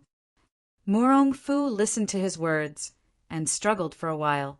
Finally, he calmed down. He tidied up his appearance and said quietly, "Your Excellency has won." Unexpectedly, he also struggled to stand up, his face more resolute. Compared to before, there was an indescribable feeling surging in his body. Chun Ong looked back at Yirnyang and said coldly, "I hope you'll be there at the Shaolin Temple meeting. Whether you're happy or sad, retribution or not, I want you to face it calmly. Are you willing to go?" Yi Ernyang was silent for a while. Then she asked in a dry voice, "Is it about my enemy?" Half a lifetime of karma, half a lifetime of sorrow and joy. Chun Ong did not answer directly. Yi Ernyang said in a low voice, "I'm willing to go." She raised her head and looked at Chun Ong with sparkling eyes. She said calmly, "There's always a voice urging me that I won't regret it. Don't you think so?" Chun Ong did not answer her. He looked around at the messy scene and killed Halian Taishu with one palm. He turned around and patted Duan Yu's shoulder, saying, "Prince, it's time for us to go." Duan Yu was startled and asked blankly, "Where to?" "Follow young Master Morong to Swallow Dock." Chapter 68. The misty rain of Jiangnan was supposed to be a lingering scenery. Coupled with the gentle breeze, it was intoxicating. Chun Ong stood in front of the Shengshui pavilion, holding a scroll in his hands. Beside him was a cup of green tea. Floating in the light green tea were pieces of deep green tea leaves, like small beads, covered with fine hair. With a slight sway, a fragrant aroma wafted into the air. These pearl-shaped tea leaves were a specialty of the mountains near Lake Tai. The locals called them frightening fragrance, and later generations called them bilyuakan. Incense, scroll, and tea. Chun Ong looked very relaxed. Surrounded by clouds and mist, there was a sense of transcendence in the misty rain. At this moment, the books piled up beside him were all the books that were still in the Water Perfume Pavilion and the Langxian Jade Cave. Although the Murong family had taken good care of these precious books, they had never carefully tidied them up. They viewed these secret martial arts books as their exclusive property. How could they easily let others come in and tidy them up and flip through them? Murong Fu alone only picked some famous martial arts books to read. Naturally, he missed a lot of things. In Langxian Jade Cave, the free and unfettered sex classification method was still maintained. There were many empty theories of martial arts, and even some strange and unorthodox things were classified as miscellaneous knowledge. They were scattered messily on the bookshelves. There were many notes and writings that were like reflections, but no one organized them. It seemed that since the free and unfettered sect, these things were not valued. The fact that they could be preserved was due to the relocation of Langxian blessed land. Reality proved that many a time, pearls were always hidden in the mud. In the process of organizing these martial arts books, Chun Ong and Huang Chang made many discoveries. Sometimes the title of a book could be misleading. Chun Ong found many wondrous things in an incomplete Tang dynasty copy of Golden Bell Shield. After thinking about it carefully, he realized that this Golden Bell Shield was actually a remnant of Unbreakable Golden Body. It had a familiar name. Half of the 30-odd copies of Golden Bell Shield in the Water Perfume Pavilion had different contents. Some of these secret manuals were good, some were bad, some were crude, and some were exquisite and magical. Most of the time, it was just the author's incoherent thoughts. But in Chun Ang's eyes, it was an incomparably precious inspiration and wisdom, especially the martial arts that were widely spread in Jianghu. There were 37 versions of Iron Skin and 51 versions of Eagle Claw. Even Flying on Grass had 12 sects and 29 different versions. Other than the names, the contents were completely different. Chun Ong often used a stack of white paper to record the secrets within in 2 or 3 pages. He read thousands of martial arts books every day, and the white paper in front of him became thicker and thicker. When he finished reading a section, Chun Ong would organize his reading notes, summarizing the summaries and summaries into summaries. Chun Ong would often write a thick stack of white paper. The more he read, the slower the speed at which the white paper increased. Many books that couldn't be divided into different types had to be reclassified. Time flew, and in the blink of an eye, more than a month had passed. Chun-Ong had already finished reading more than half of the books. His notes were all so thick, and they were as tall as a palm. He had also accumulated a whole body of notes on summaries and summaries of the books. Countless martial arts wisdom, some principles summarized by third-rate experts through hard work, secret manuals passed down in sects and revised generation after generation, and the exclusive martial arts and practice notes of some experts were scattered, comprehended, and mastered by Chun-Ong together with the books in the imperial palace. They became his rich accumulation. Even if he didn't count these, Chun-Ong had also discovered hundreds of valuable books in the books of the two sections. What surprised him was that unfettered master had annotations on many of the secret manuals, but it seemed that he was the first person to discover them. In the secret manuals on palm techniques and punches, there were some arguments mixed in. When they were sorted out, it was more than half of the Tian Shan plum-breaking hand. Chun-Ong even found a few words on the northern underworld divine skill, the 8 desolations and 6 directions supremacy, and the minor formless mental cultivation method in some of the notes. He linked these martial arts together and formed a clear martial arts vein. Back then, the unfettered master had also gone through these secret manuals to sort out the unique martial arts of the unfettered school. Chun-Ong copied this path and unexpectedly grasped the thoughts of the unfettered master. Many scattered points of wisdom that didn't form into martial arts thoughts became Chun-Ang's most precious harvest. This was like an exchange between the two of them that transcended time. The sparks of wisdom collided and sparkled. With Huang Chang's help, Chun-Ong quickly summarized the books that were still in the water pavilion and the jade cave. There were a total of 36,814 complete books and 3,021 incomplete books. After eliminating the duplicates and meaningless books and sorting out the inconsistencies into the most complete version, and then correcting the mistakes and finding the mistakes, there were only 9,063 books left in the collection. Just Chun-Ang's reading notes alone had 67 volumes and 80,000 pages. The project could be said to be huge, and the value was also infinite. These 67 volumes of reading notes, each volume was the world's top martial arts secret manual, or it could be said that the world's martial arts were a collection. Except for the I Jin Jing, 6-pulse divine sword, and 18 subduing dragon palms, and a few others, it was a collection of all the martial arts in the world. This time, Chun-Ong had accumulated a lot of knowledge and gained a lot, far beyond his imagination. Huang Chang was so engrossed in it that he forgot to eat and sleep day and night. He studied the Shaolin 72 consummate arts and the various martial arts of the Carefree sect. Chun-Ong was sure that he had learned more than the orthodox Carefree sect disciples and the Shaolin monks. Huang Chang sighed and thought that Chun-Ang's reading notes should not be called Longhuan Sheng, but General Principles of the World's Martial Arts. This General Principles was obscure, and only those who had read the world's martial arts would be able to understand a thing or two. There were actually not many who were qualified to understand it. There were only 2.5 people by Chun-Ang's side.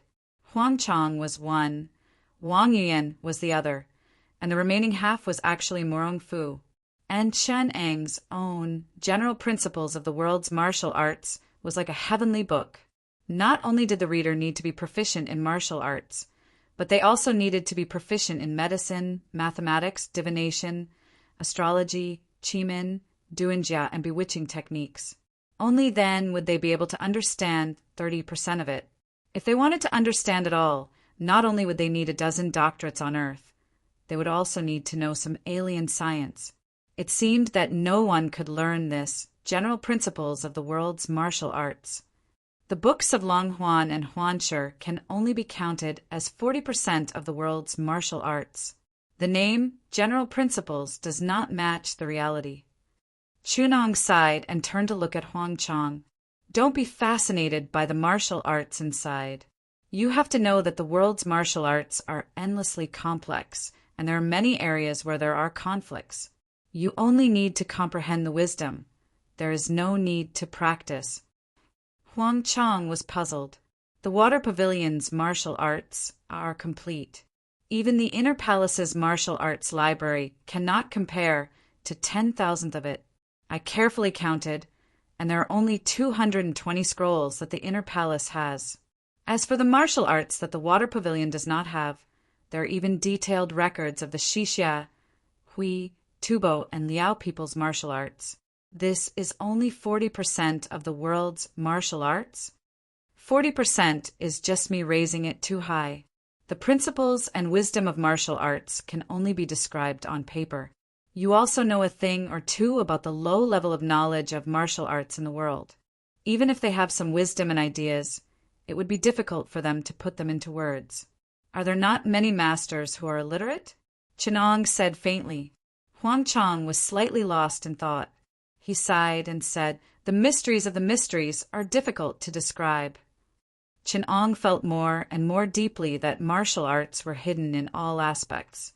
It was not something that could be described in a secret manual. No wonder the Shaolin Temple was not afraid of their martial arts secret manuals being leaked. This was because the Shaolin Temple's inheritance was not only in the sutra depository, but also in meditation, the guidance of a master, the true teachings passed down by word of mouth. There was even a kind of atmosphere, culture, and the way to comprehend the teachings passed down from generation to generation. Only by using the world as a teacher could one understand the true meaning of the world's martial arts. Every world had its own scenery. Its inheritance was similarly deep and profound. The difference between a martial arts level should not be its power, but its wisdom. This was because power was easy to obtain, but the state of mind was hard to obtain. The martial arts of every world were deep and profound. There were countless people who perfected them. Some martial arts that could control the wind and thunder and had boundless power might not be as profound as the light and floating taiji. It was short-sighted to judge martial arts based on power. How could a fish and a bird be compared? The path of inner strength was naturally weaker compared to controlling the world's origin energy, wind, fire, and thunder. However, Chenong found that this kind of self-sufficient divine ability system was more suitable for him. Who could guarantee that the world's origin energy was of the same nature and expression in every world? When Chenong sensed the origin power, he found that the Sky Dragon world's origin power was almost dead. There was not the slightest ripple. The strength of a Jedi Knight might not be better than a martial artist here. Chenong's eyes were azure blue. He felt the abnormally pure inner strength in his body. It was nourishing his body and spirit. He looked up and smiled. The Tao was not to look down on others. It was to learn from the lowly and discover the brilliance of the ordinary. Chapter 69. The scenery in Jiangnan was the most enchanting. Before he knew it, Chenong had already stayed in Kanhi Villa for 2 months. He read and practiced martial arts every day, and he looked very relaxed. It was as if he was completely immersed in the mysteries of martial arts. He didn't even care about the fact that the 2 little girls from the Morong family had sneaked out. If it were not for the fact that everyone knew this, it would be very difficult to connect the martial prohibition hall, which had stirred up a storm of blood in the martial arts world of Jiangnan, with this indifferent young scholar. Who would believe that Governor Qin, who was so famous in the martial arts world that he could stop a child from crying, would dress like a devout scholar? Big Brother Qin, please let Miss Wang go. Duan Yu ran over anxiously. When he saw Chenong, he begged Miss Wang might be related to Sir Morong, but I can guarantee that she definitely does not know about the Morong family scheme. Chenong raised his head in surprise and said in puzzlement, I didn't make things difficult for Miss Wang. Don't worry. After we search Langxian Jade Cave, the martial prohibition hall will not disturb Montois Villa anymore. It's not because of the martial prohibition hall. Duan Yu paced back and forth anxiously. It's because of Madame Wang. Miss Wang had a falling out with Madame Wang because of Sir Morong, and she is now imprisoned by her. She has not eaten anything for 3 days. What should we do?" "I don't care about that," Chinong said indifferently. "This is her family's business. What can I do? Can I break her out of prison? It would be better if Miss Wang ran out on her own." "Run out on her own?" Duan Yu's eyes lit up, and he came to a sudden realization. He saw that Chenong was copying something, and he said in puzzlement, "Big Brother Chin, I see that you write without stopping. You can write hundreds of thousands of words in a day, but it's an extremely simple theory. Big Brother Chin, you are a very learned person. What's the point of writing all this? Isn't writing and theory for people to read?" Chenong said with a smile, "Since it's for people to read, it's better to be simple and straightforward. Why do you have to be mysterious? Simple things that you see, to many people, are like heavenly books. I have written these so that everyone in the world can understand them, so that everyone can learn knowledge. I only need to worry that it is not simple enough, but I do not need to worry that there is no knowledge." Duan Yu praised, "Big Brother Chin, you are really ambitious." He flipped open the manuscript that Chenong had placed on the table, and was surprised to see that it was filled with some farming and weaving characters, accompanied by a few catchy lines of songs. Duan Yu found it both smooth and tongue-twisting. He frowned and switched to the local accent. This time it was much smoother. Duan Yu recited it quickly and felt his breathing calm down. Then he realized to his surprise that when he recited the incantation, the rhythm of the incantation corresponded with each other. It was an extremely simple breathing technique. Connecting it to the drawings he had seen just now, he realized that they were actually the simplest martial arts. "Brother Chin, is this a martial art?" Duan Yu flipped through the stack of notes in disbelief. They were all simple martial arts principles and cultivation techniques. "Are you talking about this 100 Fields martial arts?" Chenong smiled and said, "Farmers farm and women weave. They are exhausted every day. I have created the 100 Fields martial arts, combining breathing techniques with a horse-riding stance to train their bodies through simple daily labor. I hope that everyone in the world will be strong and healthy so that they will not suffer from illness. Big Brother Chin is kind and benevolent. If the people of Great Song are strong and healthy, Great Song will prosper." Duan Yu said happily. Chenong smiled and agreed. The way of martial arts can make people constantly strive for self-improvement. Unceasing self-improvement could be said to have summarized the essence of martial arts. But what Chenong did not say was, when these straightforward martial arts principles spread throughout the world, how many people would benefit from it? When the world's farmers and weavers were all martial artists, how many experts would stand out? That would be a golden age of martial arts. Duan Yu was still young, and after staying at Cheneng's place for a long time, he became restless. His face was full of embarrassment, as if he had something to ask, but was too embarrassed to do so. "Is there anything else, young Master Duan?" Chenong knew that if he did not ask, this hothead would not be able to speak for a long time. Chenong was interested in his martial arts, but it did not mean that he liked to have such a person hanging around him while he was studying.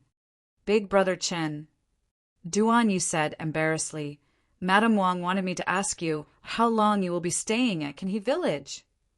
After saying that, he could not help but explain himself. Madame Wang did not mean anything else. It's just that Chenong was extremely rude to Madame Wang. In front of her, he made a few of her right-hand men become flower fertilizer.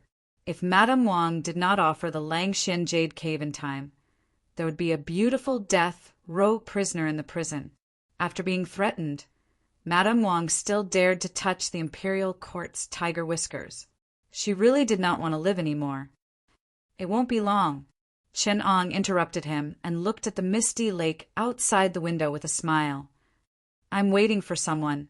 When he arrives, I will leave so that she doesn't have to worry for too long." "Who are you waiting for, Big Brother Chin?" Duan Yu asked curiously. "My 4 uncles are well informed. They can help you look for him." "There's no need for that. It's just a dead man." Besides, he's already here. Chen Ong cast his gaze towards the lake in the distance. A black shadow that was easily overlooked quickly swept across the surface of the lake. With a light splash on the surface of the lake, the figure flashed and appeared on the shore a few feet away. It was only a dozen steps away from Chen Ong. Even before he appeared, his lightness skill had already taken the lead. Although there were lightness skills such as swallows flick 3 times and flying on grass in Jianghu, it was just a name. No one could really flick and fly. Chunong knew that in a few hundred years, the green-winged Bat King Wei Yixiao's lightness skill would be able to fly on grass. He did not expect that he would see swallows flick 3 times who could truly tread on water. To be able to cultivate a third-rate lightness skill to such a miraculous level, the newcomer was not only an expert, but also a grandmaster in martial arts. The man in black said in a low, muffled voice, "I thought that Chanong, whose name has shaken the world and stirred up a great storm, was some kind of hero. But after seeing you today, it seems that you are just SOSO. It's just an empty reputation, not worth mentioning," Chin Ong said with a smile. "But old Mister is a dead man. Why are you here to join in the fun?" The man in black laughed. His voice shook the water on the roof and caused Duan Yu to stagger. "If this old man doesn't come out, I'm afraid that someone will dig my grave. Even if I become a ghost, I'll still have to crawl out. But I don't know how you managed to see through my great ambition. Murong Bo, you are determined to restore your country. You even gave your child the word Fu. Your ambition is not small. Unfortunately, your means are too inferior. You always go back and forth in the martial arts world. I can't see how you can be considered as a great ambition." Chenong sighed. Murong Bo took off the cloth, covering his face. He was dressed like an old monk. He casually swept a glance at the shocked Duan Yu and suddenly grinned. "Ha ha ha! Brother Chin must be joking." Murong Bo's expression immediately turned friendly. Duan Yu was so scared that he retreated a few steps. He didn't know what this person was planning. "Brother Chin also has a great ambition. It's reasonable for you to look down on me. But Brother Chin, do you know why I've hidden my identity all these years?" Murong Bo calmly smiled. Chin Ong indifferently said, "Old Mr. hid your identity and stirred up a great storm in Jianghu. Crouching Bull Sect's headmaster Ku Bai Sui and Shaolin Temple's Reverend Xian Bei both died in your hands. Apart from hiding your identity, the most important reason was to accumulate resources, goods, and military equipment. Old Mr. also contacted many people. Apart from the heroes of the underworld and the big gangs, even the Tufan Nation's master Geomaji has a tacit understanding with you. You must have contacted a group of idiots to make an agreement with you." Murong Bo laughed and said, "That's right. This old man has been running around for half of my life. Apart from money and military equipment, I also have a lot of connections. As long as this old man calls for help, people will follow me like clouds. Dozens of volunteer armies will respond. The Central Plains will be filled with the flames of war. Liao, Xia, and Tufan will all come to divide the great song." Chin Ong shook his head and said, "If you were really sure, why would you waste half of your life?" "That's right," Murong Bo said with certainty. "The great song's territory is stable and the border is stable. Our Murong family is small and weak. Rebuilding our country is easier said than done. If there is no opportunity, my plan for half of my life will be nothing but empty words. Then the only opportunity is when the Central Plains will be in chaos and war will break out everywhere." Chinong added. Murong Bo smiled and said, "That's right. I put my hope in the war between the Liao and the Song. Who would have thought that the Liao people did not want to advance? Their military equipment is weak and they have already lost the desire to conquer the South. I also tried to contact the Ming cult and instigate them to rebel against the Song. Unfortunately, they were uprooted by you." Chinong smiled and looked at him coldly. "At this time, I notice that you have great ambition. If we join hands, it will be like adding wings to a tiger. We will divide the great Song's country. You will have a great achievement. Then you will become a king and rule a country. Wealth and honor will be passed on to your descendants. Isn't that better than working for the Zhao family? Chen Ong shook his head and said with a smile, You don't understand me. Don't use your own heart to speculate about me. Morong Bo also sneered. Why do you need to hide it? You have the Song Emperor's trust. You lead the army outside, but you let the Ming cult's remnants go. Your forbidden martial hall wantonly collected wealth and goods everywhere. You even secretly forged ironware. You mobilized a large number of people and carried out large-scale construction. You even secretly controlled the world's #1 clan, the Beggar Clan. With this kind of behavior, are you still a loyal minister and a filial son? Your martial arts skill is peerless. When the time comes, you will assassinate the Song Emperor. The world will be in chaos.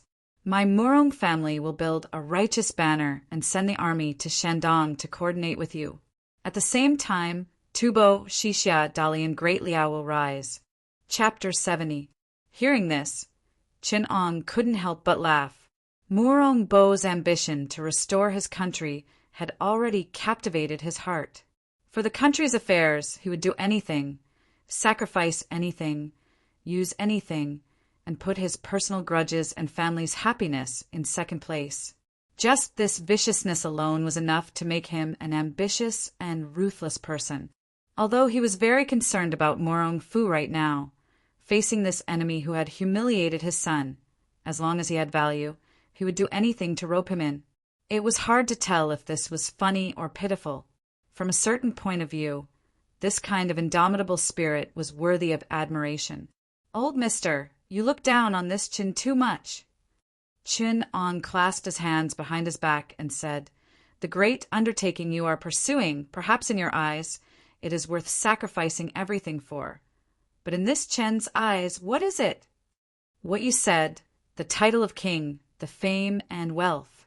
Qin Ong slightly paused, then turned around to look at Morong Bo. I'm sorry, this Qin still doesn't put it in my eyes. The fame and wealth of the human world are like dust. I only wish to be like this bright moon, shining for eternity. His tone was calm, his eyes were sincere, but the content of his words made Morong Bo unable to suppress the anger in his heart. If sire is not willing, just directly refuse me. Don't talk nonsense. It will make this old man look down on you. I only ask you, are you willing to divide the great Song's rivers and mountains with me? Not willing. A clear voice without a trace of impatience came from Qin Ong. Morong Bo tightly clenched his fists. A layer of tenacious energy faintly appeared on his iron fists. Duan Yu could even see Morong Bo's body slightly trembling, obviously trying to suppress himself. Sire, you have to think carefully if you say it out loud. It will be hard to take back the spilled water. I thought I have already said it very clearly. If you still don't understand, then I will say it again. Qin Ong coldly said.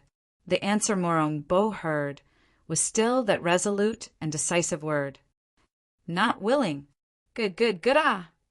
Morong Bo said the word good 3 times in a row and was already anxious. He calmed his mind and raised his palm.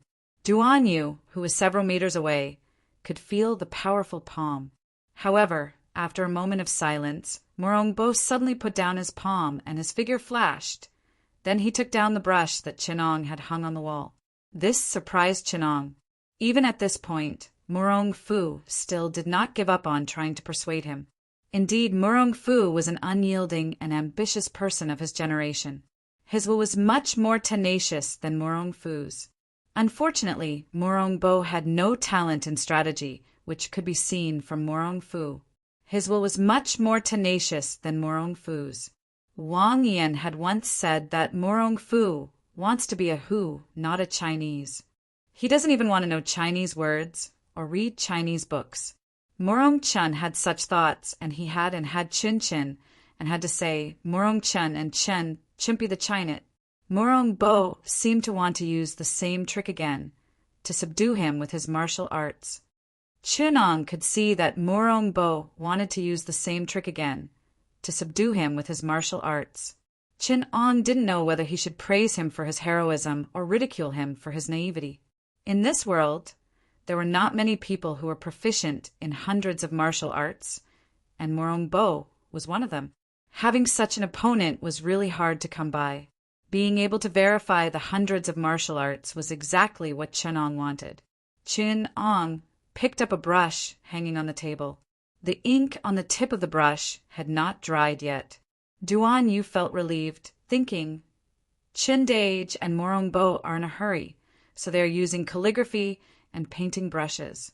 The tip of the brush is soft and the shaft is loose, so how can it hurt people?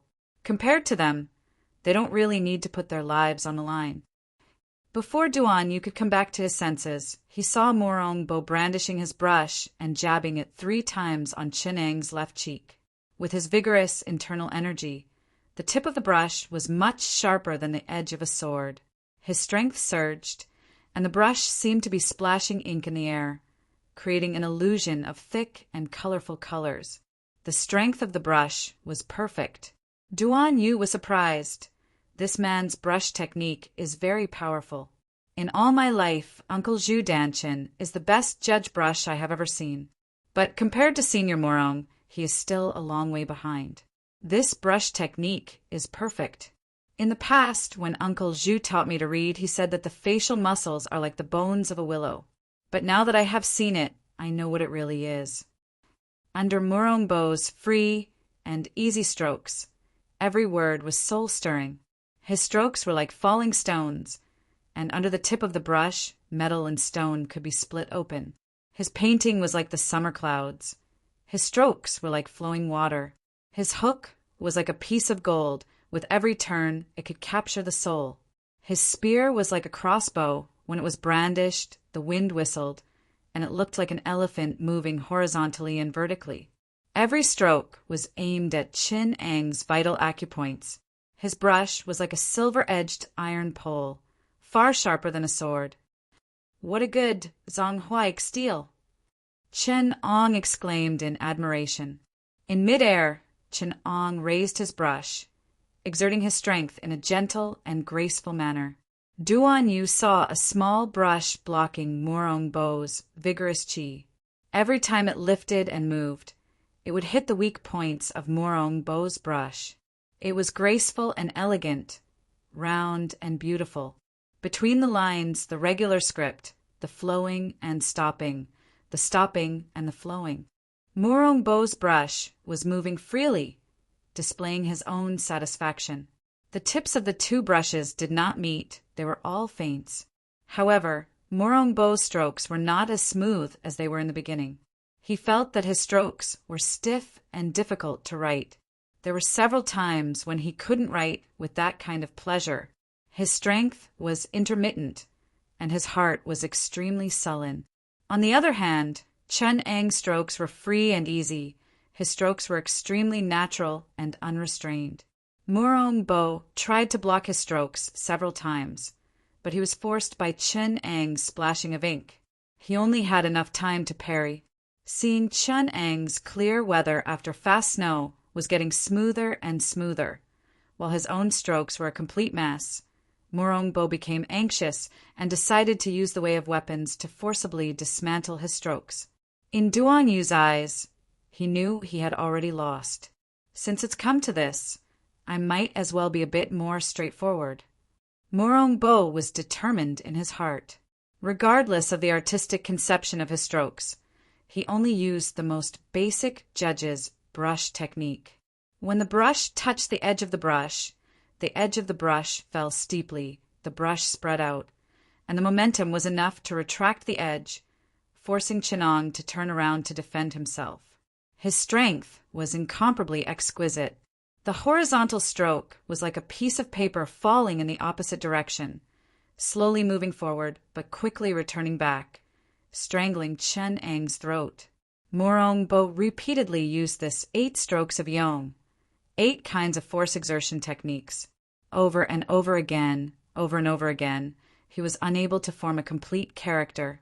Only his strokes exerted strength, completely without any restraint. Obviously, he had the idea of forcing Chinong to a draw. To his surprise, Chinong burst into laughter. His brush changed from clear weather after fast snow to preface to the Orchid Pavilion. In the 9th year of Yongha, the year is 10th Cho. The first character, Yong, was used to seal the vital acupoints on the side, horizontally restrain the edge of the weapon, vertically exerting strength, hook, flick, short flick, peck, restrain, one by one, forcing Morong Bo to only have the strength to parry. When he wrote, beginning of late spring, the character, Ji, was like a dragon or snake rising from the land. Unexpectedly, the strength of the brush materialized in the air, sweeping horizontally and horizontally, unstoppable. A loud pa sound was heard on Morong Bo's face. The tip of the brush drew a lightning-like crease on his face. Morong Bo was so shocked that he was unable to control himself. Just as he was about to retreat, another character, Ji, came out from Chun Eng's brush. The edge of the brush broke. Morong Bo tried his best to resist, but a red mark appeared on his hand. These 20 characters under Chun Eng's pen were soul-stirring, just like a celestial swordsmanship. Duan Yu's mind swayed, unable to control himself. Good martial art, good calligraphy. Even if Wang Yu-jun was still alive, he would only be this good. When had he ever seen such unrestrained brushwork? He only felt that this brushwork, no matter where it was used, had a kind of wonderful effect that could move one's mind. Morong Bo's forehead was beaded with sweat. He tried to block left and right, but in the end, he decided to act shamelessly. He launched his agility skill, moving back and forth in the small inner chamber while anxiously saying, "Good martial art! I admit defeat in this match. Governor, there's no harm in watching me brandish my brush." With a stomp of his foot, Morong Bo soared into the air. His brush was like a giant axe swinging down. His strength was as vast as the Yangtze River, surging forward. Every stroke of his brush was like a tidal wave, like 10,000 galloping horses, crashing in front of Chinong. Under Chun Eng's brush, several zhangs high waves were set off. It was really like turbid waves coming from the sky, overturning the rivers and overturning the seas, with the power to destroy everything. However, no matter how turbulent Morong Bo's brush was, Chinong was as steady as a mountain. Under his brush, the monstrous waves were as docile as a tamed sheep. It carried a sense of tranquility and docility. If one were to say that Morong Bo's brush was like the great river and the great sea, it was full of vigor. That Chinong was like a towering mountain, towering and unmoving. That small brush was as big as a linen cloth. Unexpectedly, it had the lofty and unmoving spirit of Mount Tai. Chun Ong stood alone with his left hand clasped behind his back, leisurely facing Morong Bo's all-out attack. The small brush, as if it had a mind of its own, went against the surging waves, like a swallow flying in the sky.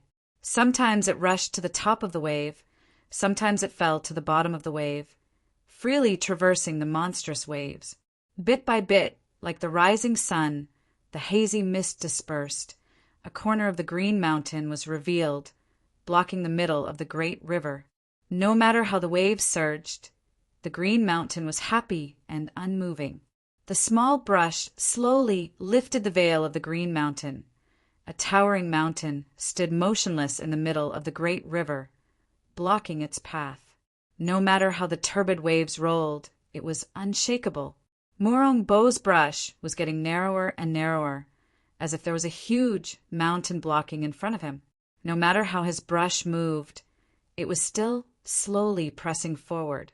The imposing manner was imposing. The pressure was overwhelming, making him want to vomit blood. He couldn't stop his momentum. He could only let the brush go further and further, gradually entering the extreme.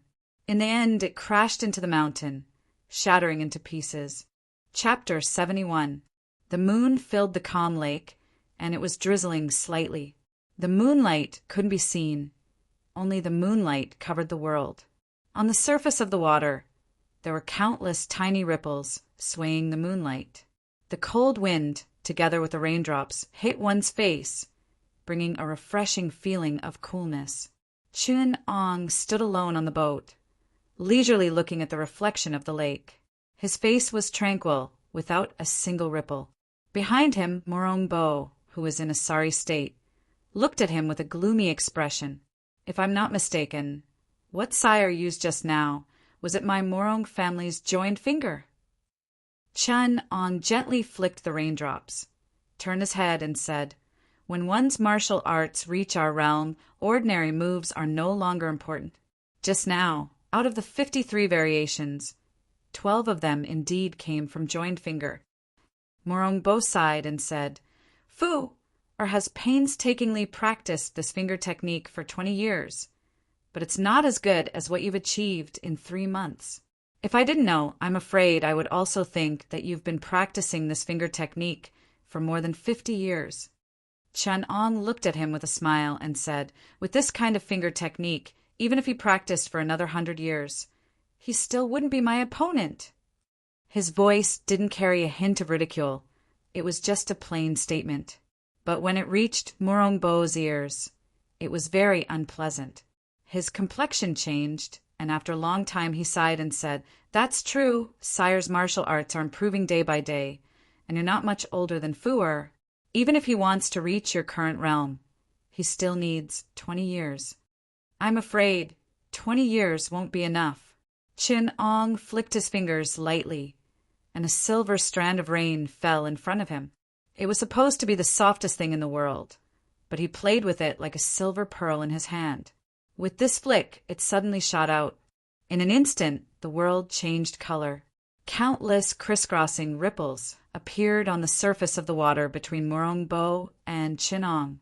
The silver thread passed through the ripples and raindrops on the surface of the lake. It carried a colorless yet fatal force as it went straight for the center of Morong-Bo's eyebrows. The raindrops in the sky also drifted towards Morong-Bo along with this attack. Hidden within the 10,000 raindrops was Chun-Ang's one and only finger, which gave Morong-Bo a deep pressure. He shook his sleeves, and like an iron wall, he struck the surface of the water in front of him with his thick inner force. The water splashed several meters high, and like an overwhelming wave, it blocked in front of him. Thousands of silver threads were left on the other side of the waves. Only a silver light broke through the waves and shot in. It hit Morong-Bo's fluttering sleeves and caused a violent ripple. Even the boat that Morong-Bo was on was pushed a few feet away. Flower-pinching finger! Morong-Bo was horrified. Chun-Ong unexpectedly used the raindrops as a chess piece and imbued a strand of flower-pinching finger's power. One must know that water was the softest thing in the world. It was formless and formless. To be able to use water as a hidden weapon, it could be said to be unheard of. To be able to use it for dozens of steps without exhaustion, it was even more like a myth. Before he could even put down his sleeves, a piece of chest-sized cloth floated down from his chest, revealing the color of his chest. This time, Morong-Bo could not even maintain his composure as he revealed an aghast expression. Flower-pinching finger's power could be imbued with the raindrops. It was already inconceivable. However, Chun-Ong unexpectedly kept the power of flower-pinching finger silent and formless. He made the power of his finger go through Morong-Bo's subduing demon technique and left a mark on his chest. This kind of martial art could be said to be extremely terrifying. Sure enough, 20 years is not enough.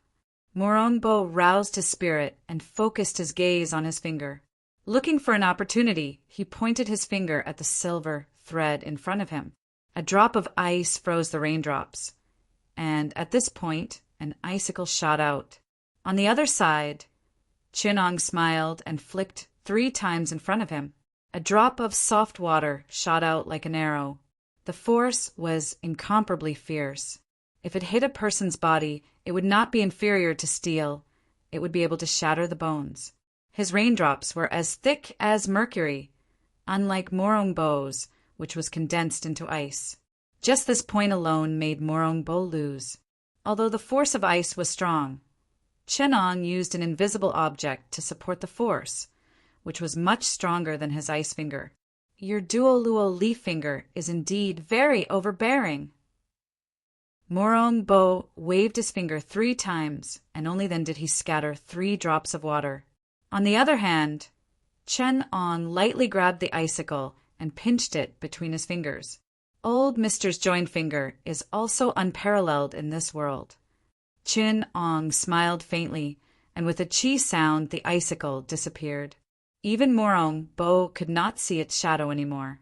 In the sky and on the ground, countless raindrops splashed, and Morongbo could hear a dense, rustling sound. Not a sound could be heard. Only a bit of warning in his heart made him extremely vigilant. Without any basis, Morongbo pointed his finger at the empty space. An explosive sound rang out in the air, and dozens of raindrops burst apart, as if 2 powerful forces suddenly collided with each other. Water mist filled the air. Morongbo's ears were dripping with sweat, and he said with a trembling voice, "Formless finger of disaster, your Duoluo actually used water vapor as the foundation to support the force of your finger. Admirable! Admirable!"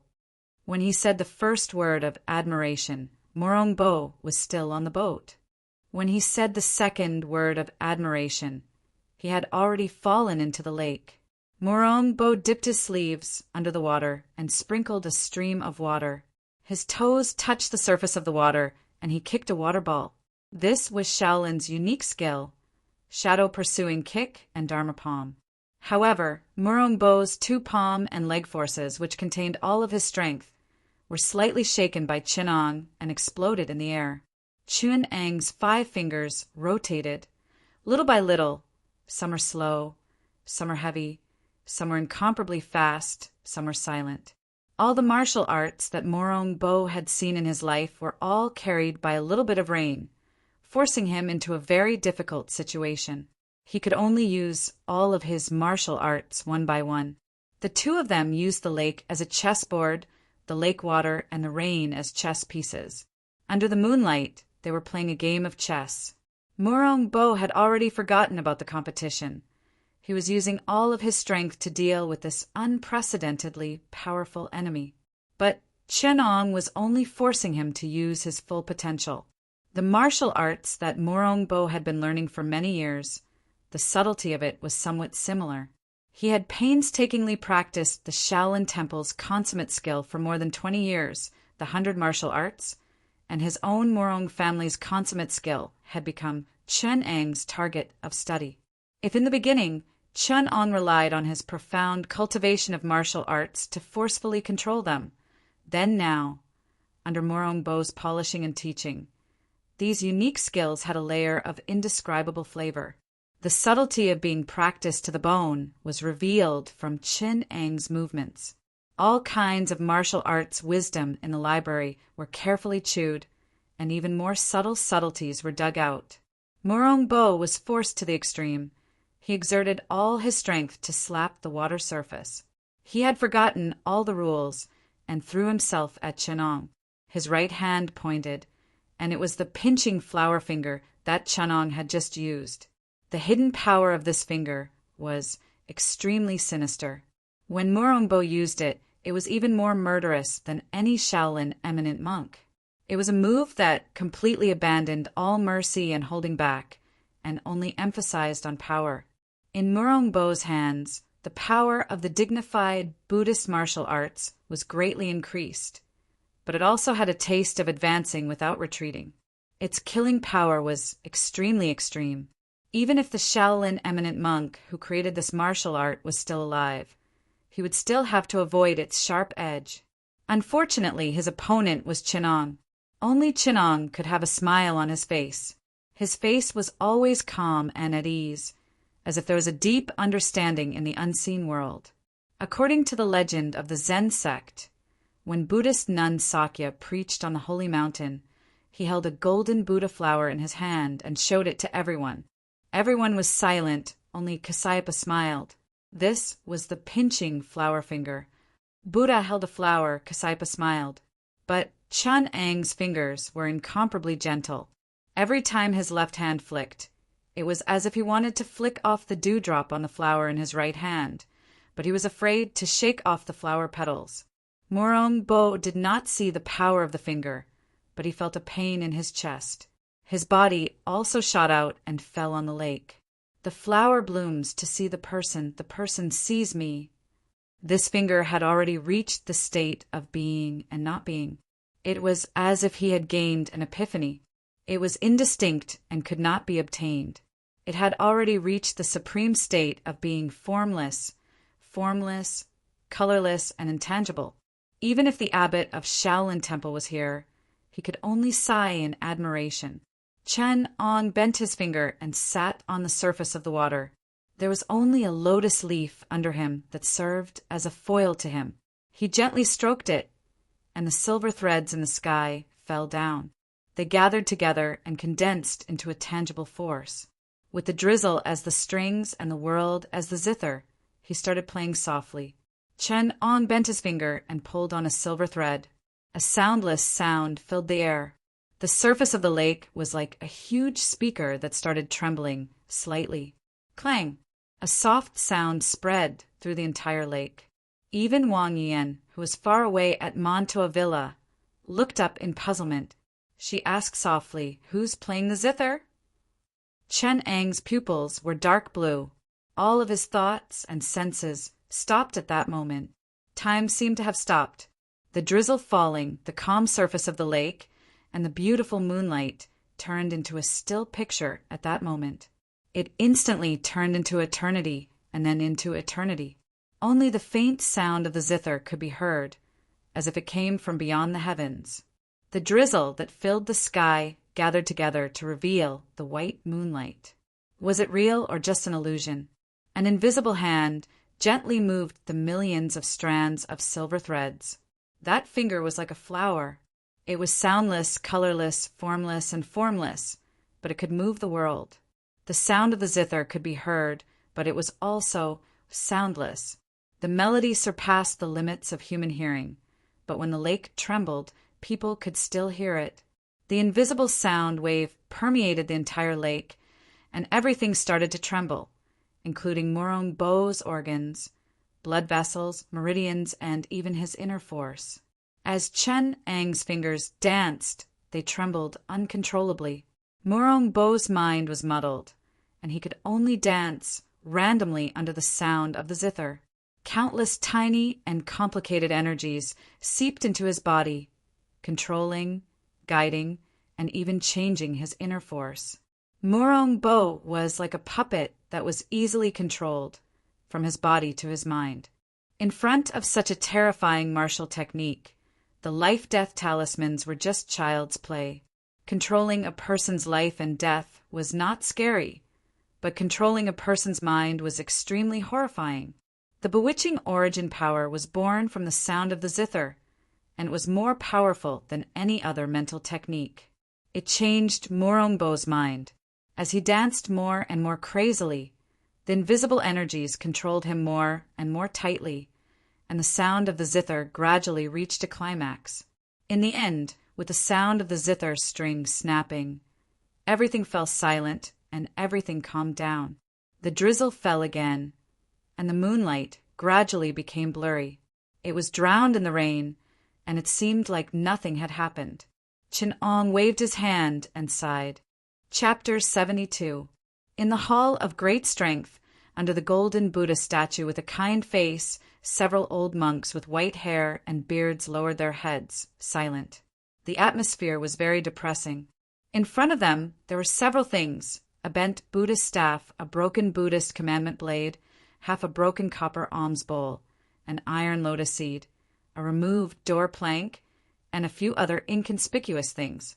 After a while, there were hurried footsteps outside the hall. A few senior monks of the Xian generation walked in quickly. They put their palms together and greeted the abbot and the several presidents. They said in a deep voice, "Abbot, you summoned us in such a hurry. Did something big happen?" Xian Ci turned to the president of the commandment yard, Master Xianji, and said, "Junior brother Xianji, please explain the reason to us." Xianji replied, "Yes." He took 2 steps forward. He was in charge of the commandments and had always been impartial. All the monks in the temple feared him, so his words carried more weight. He said in a clear voice, "I don't know if you remember that the imperial court once sent someone to inform us to restrain the monks, strictly check the commandments, and obey the 36 martial prohibition orders." Xian Yin bowed and said, "The imperial court strictly investigated the illegal activities, but it did happen." Xianji sighed and said, "Previously, monk Zhiguang sent a letter to the abbot and told him about a very urgent matter. The imperial court suspected that someone in Shaolin was colluding with the Xianbei Morong clan, intending to provoke the war between Liao and Song. The commander-in-chief of the Forbidden Martial Hall, Chenong, was entrusted by the emperor to go to Shaolin on the 15th of May. At that time, more than half of the famous martial artists in the world will come to Shaolin to be witnesses." The monks were silent. Only Xianyin sighed and said, "We were also deceived. This matter only needs to be explained to the imperial court." Alas! First, there were foreign monks from India and several Vedanta from Mount Wutai who asked us about the theft of scriptures from Polo Star. Then the Forbidden Martial Hall came to investigate the case of Yanmen Pass. Shaolin is unfair. Master Xian Ji picked up the Buddha staff in front of him and said, "Not only that, do you know about Su Gu? Is it the one who committed the sin of lust and became a layman disciple, the one named Zhang Lai?" Master Xuandu frowned. "Yes, it's him. He also managed to make a fortune in his secular family. He was originally a Shaolin Temple disciple and diligently practiced martial arts. He could be considered the first in the Dharma courtyard. He even got the approval of junior brother Xian Nan to learn some of the true meaning of the breaking Buddhist commandment blade. Unfortunately, his 6 senses were not pure, so he went to the outer sanctum. His fierce tiger blade can be considered to have some prestige in the martial arts world." Master Xian Ji sighed. "Evil creature." Xian Nan put his palms together and sighed. He closed his eyes and said nothing. Xian Yin said hesitantly, "It is said that the 6 Fan School found out that he secretly killed his father-in-law's family and forced his wife to death. Then he took over their family business. At the same time, he did many illegal things. He used his kung fu to eradicate the local rich families and made a lot of money. After the abbot heard about it, he immediately sent senior brother Xian Nan to clean up the sect." Xian Nan said bitterly, "That day, I heard that Xiao Feng was going to harm our temple, so I left to investigate.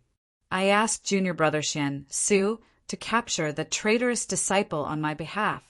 I didn't dare to disobey him, who knew that junior brother Xian Su was hot-tempered and clashed with the martial prohibition hall experts who were sent to capture the criminal. Junior brother Xian Su did it for the sake of Shaolin's eternal reputation. Not only did the martial prohibition hall capture my Shaolin disciple, but they also wanted to publicly decapitate him and announce his crimes. Think about how ignorant the common people would look at Shaolin if they knew that there was such a scum in Shaolin. Junior brother Xian Su only wanted to capture that traitorous disciple and hand him over to the commandment hall. But Xian Nan said hesitantly, "What happened?" The hot-tempered Xian sure asked. But the martial prohibition hall wasn't willing. They wanted to publicly sentence that person and have him tried in public. They wanted to compensate the victims with all of his wealth and confiscate the rest. That dragon stallion guard of the martial prohibition hall even ridiculed. Shaolin is like a dove that feeds on carrion. The flesh and blood of the people are all used by Shaolin. He also said, "Shaolin is cleaning up the scum of the sect, swallowing the property of Shaolin, and so on." In a moment of righteous indignation, Xian Su got into a conflict. "Nonsense." Xian sure slammed the table and stood up, saying angrily, "Shaolin uses those ill-gotten gains to help the poor. We are monks. What use do these things have?" Master Xian Ji continued. Junior brother Xian Su also thought so. He and the Dragon Stallion Guard had a disagreement and started fighting. Even Su Gu didn't take the opportunity to escape, but went forward to help. Xian Nan said, "That evil creature still has a conscience." The other monks also nodded. They felt that although Su Gu deserved to die 10,000 times for his crimes, he still had a trace of true knowledge. Junior brother Xian Su's ordinary staff technique is very dignified, and Su Gu's Buddhist commandment-breaking blade is also very swift and fierce. But Xian Ji raised the Buddhist staff and the Buddhist commandment blade in his hands, gesturing, "Take a look." The copper Buddha staff was as thick as a bowl, hard and heavy, but there was a clear handprint on it. It was a full 3 inches deep, as if it had been poured out. On the Buddhist commandment blade that was as cold as snow, there was a clear thumbprint at the edge of the blade. The monks all sucked in a breath of cold air. Xian Ji asked, "Junior brother Xian Kuei, can your Vajra strength finger leave a fingerprint on this refined steel?" Junior brother Xian Kuei, can your Vajra strength palm leave a palm print on the copper staff?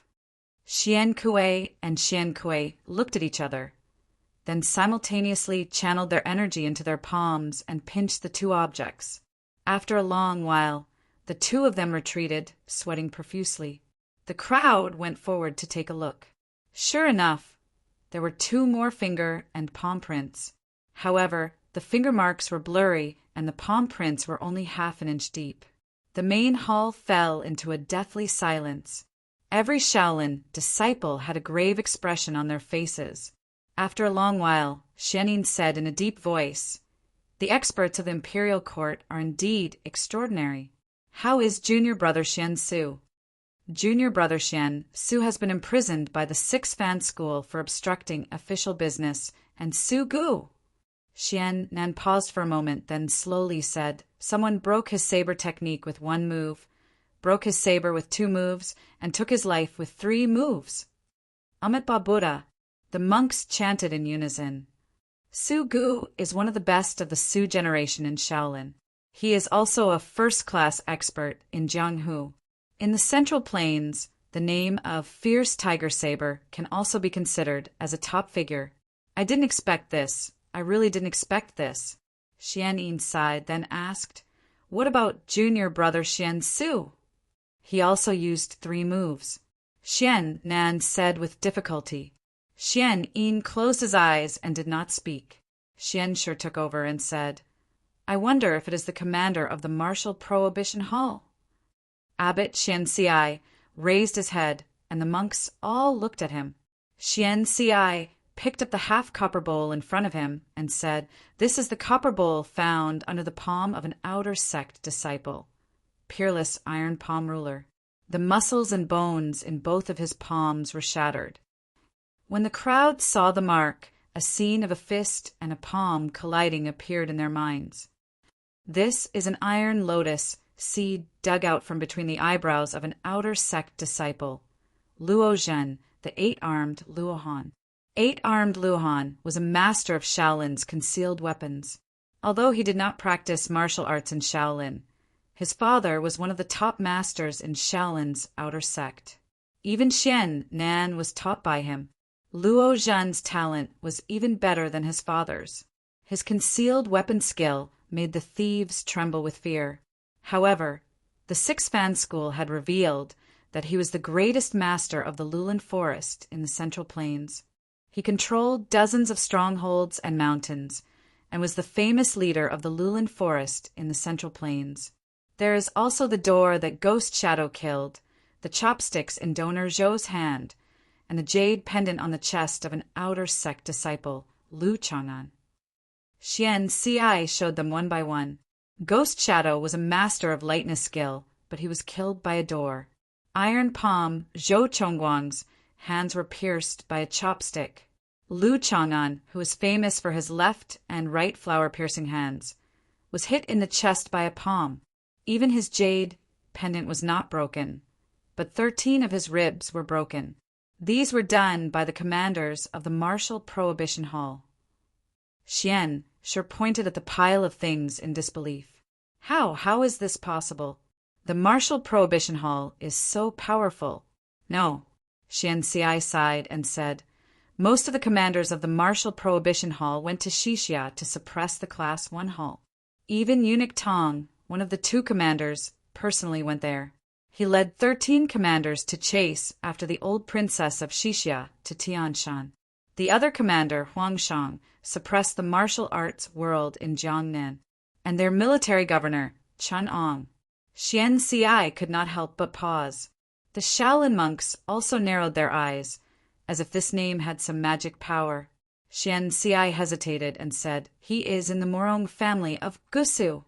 He did not say what Chun'ong had done, but just vaguely dealt with this part. There are only 2 commanders in the martial arts world of the Central Plains, and both of them are staying in Shaolin.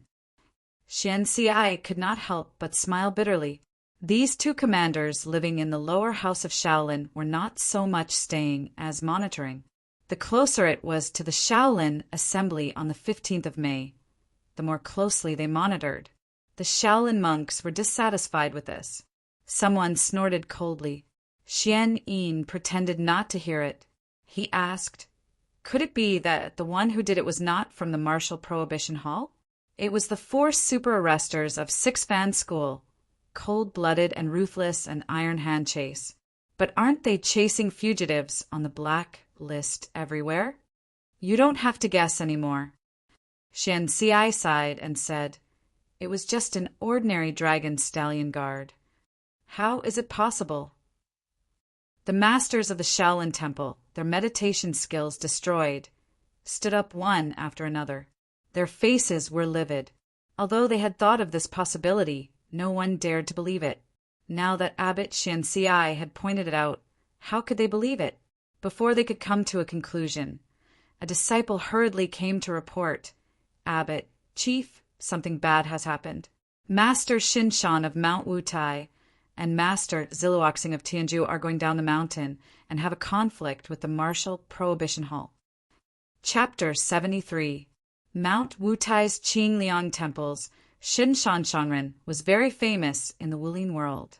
Together with Reverend Xian Xi, they were known as the Subduing the Dragon and Subduing the Tiger, Tu Luohan.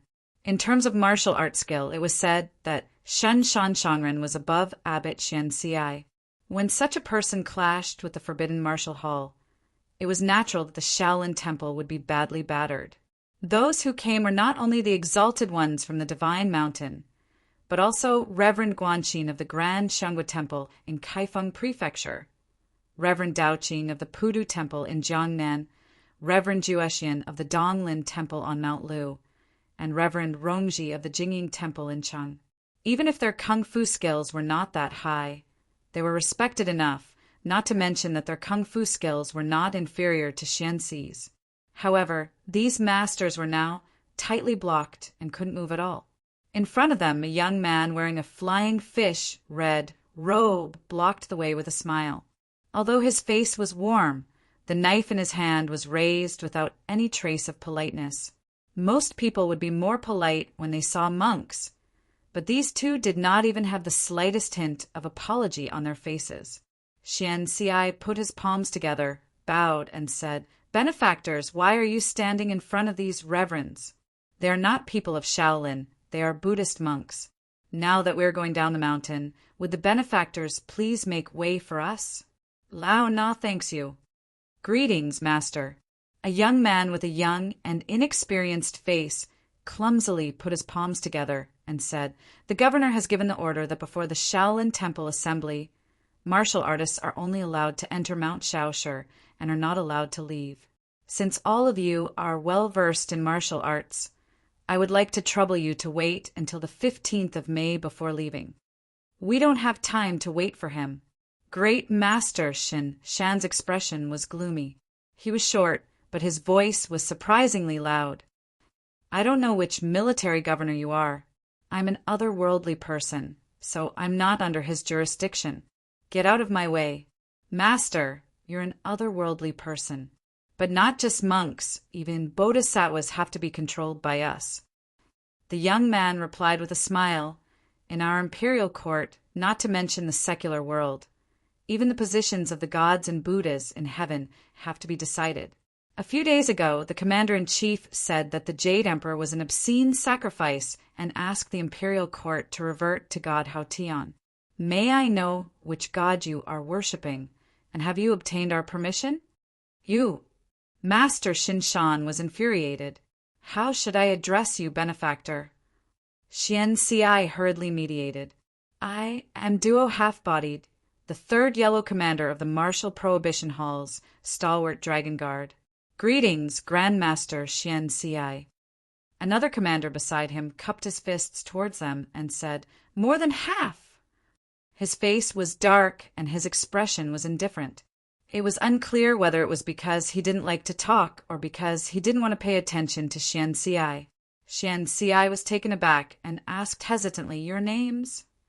These two people's names, no matter how one looked at them, didn't seem to be normal people. Not to mention Xian Ci, the other grandmasters also had some doubts. Xian sure bluntly said, You too should report your real names. The grandmasters are of virtue and prestige. They won't argue with you. You misunderstood. This is my real name. The young man laughed and said, I was originally called 9-2.5 because my father sold me to a salesman for 6 taels of silver. After the commander-in-chief rescued me from the devil's den, he said, I'm called 9-2.5, but I was only sold for 6 taels. Your father didn't know how to count, so he called me Duo Half. The dark-faced young man next to him said 2 more words, for taels.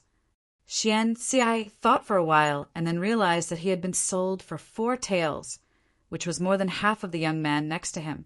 These two people's names were really rough. Amitabha, this old monk misspoke. Xian Ci chanted the name of Buddha. May I know your original secular names?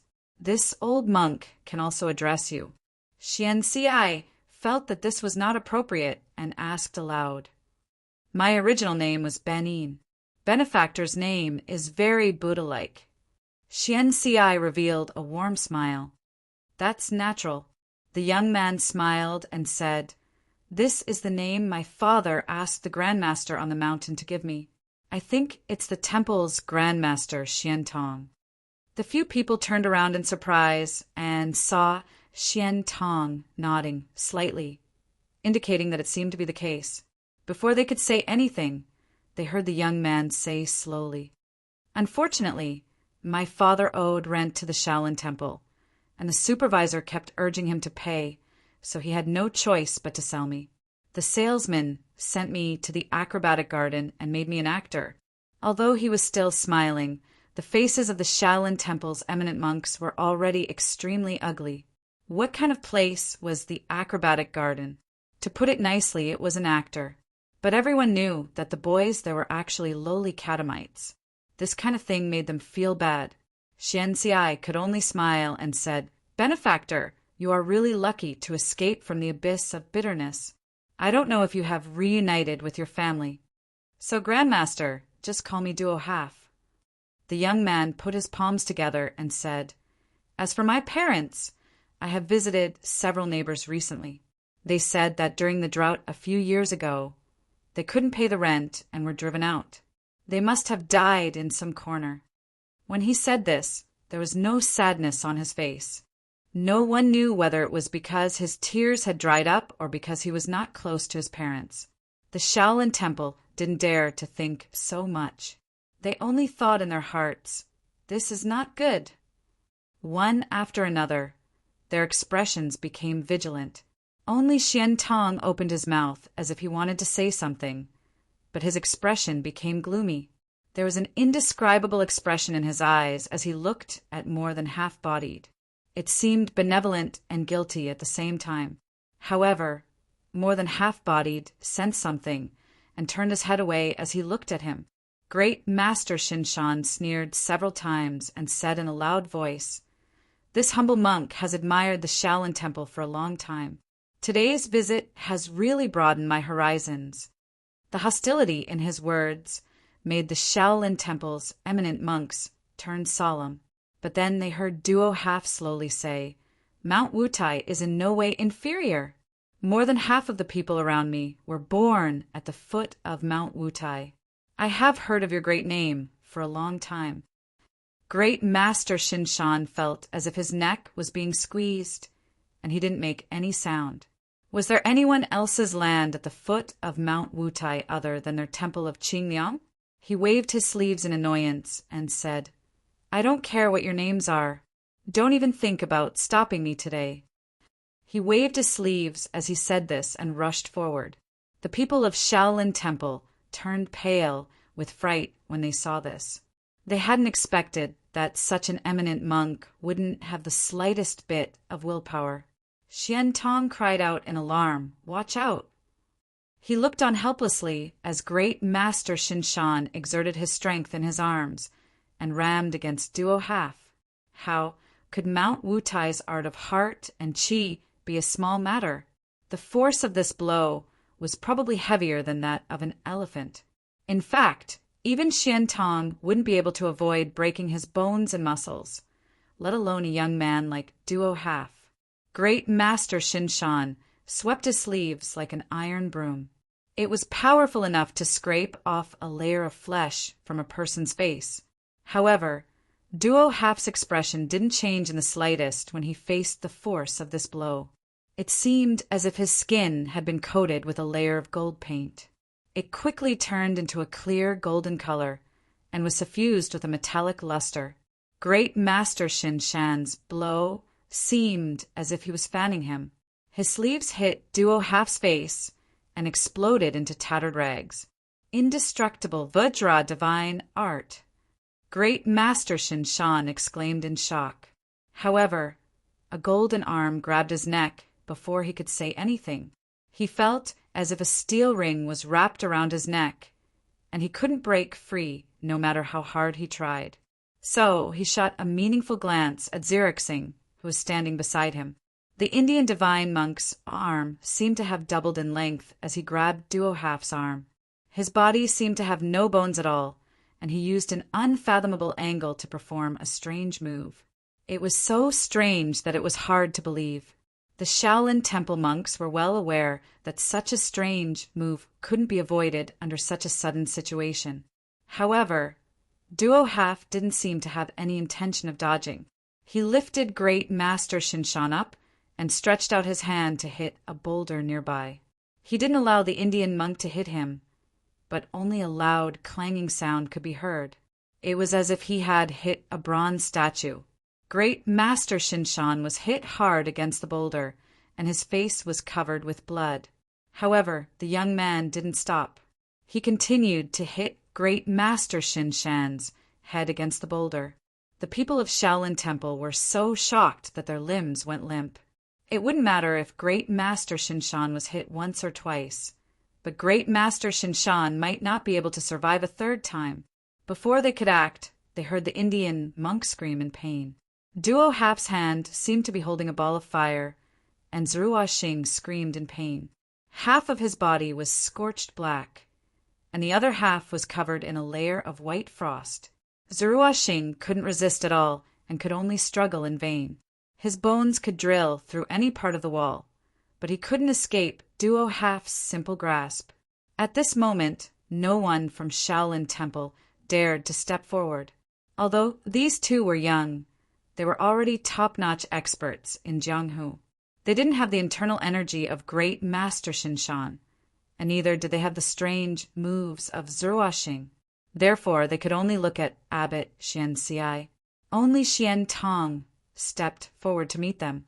Duo Half didn't make a move. He handed the sacred mountain to Xian Tong and said, "Sorry to trouble you, Great Master. We didn't want to do this, so please don't make things difficult for us." The Shaolin monks lifted the sacred mountain and said, "It's no big deal. It's no big deal." Xian Xiai lowered his eyebrows and said, "Shaolin Temple will obey the imperial court's orders."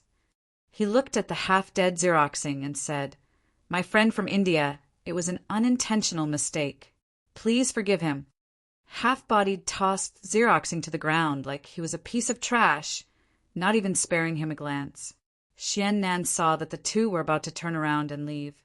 so he couldn't help but ask, "Benefactor, is that martial art of yours the Vajra body?" Duo half turned around and said with a smile, "It's the extreme titanium body of the martial prohibition, Hall's 36 ultimate techniques. It's not the Shaolin Temple's Vajra body." As he said this, the metallic luster of his skin flowed like water, and his wriggling muscles looked like they were alive.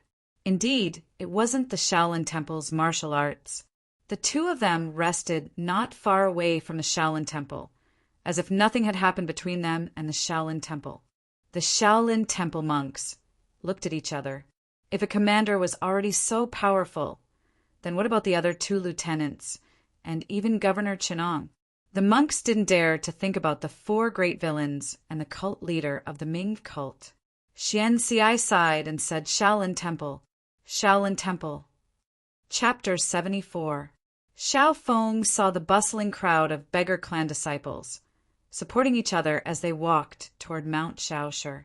He knew that today was the day when the imperial court and Shaolin would discuss important matters in the Wuling world.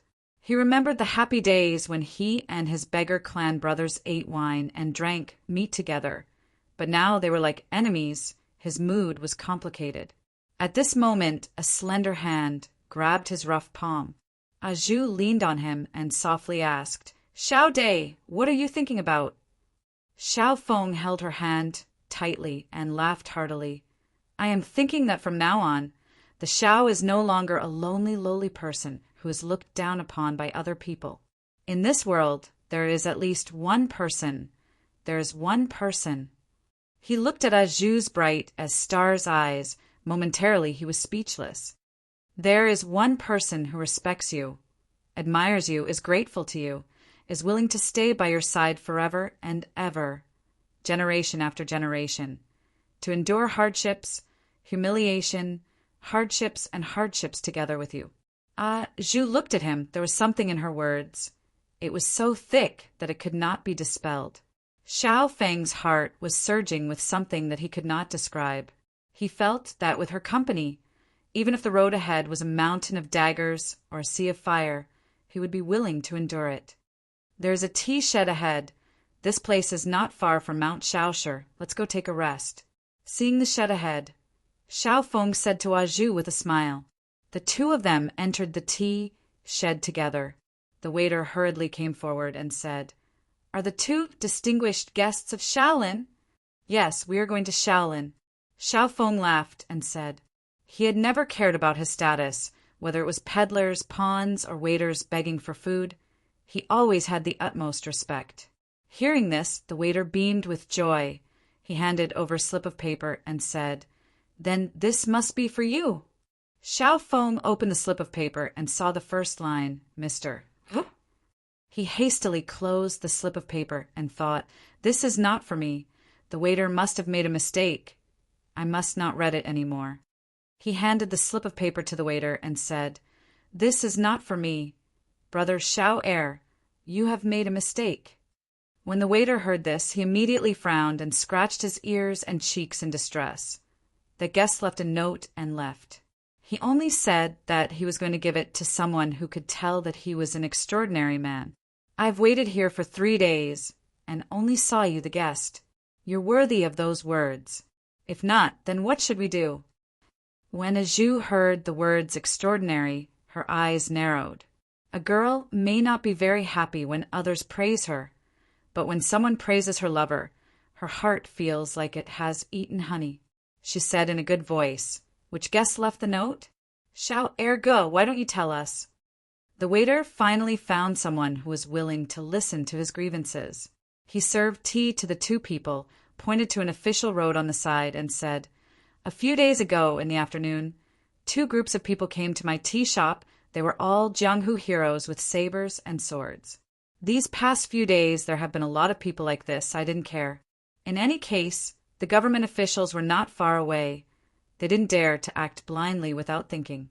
Until I heard a guest's greeting, I got up and went out to help him tie up his horse.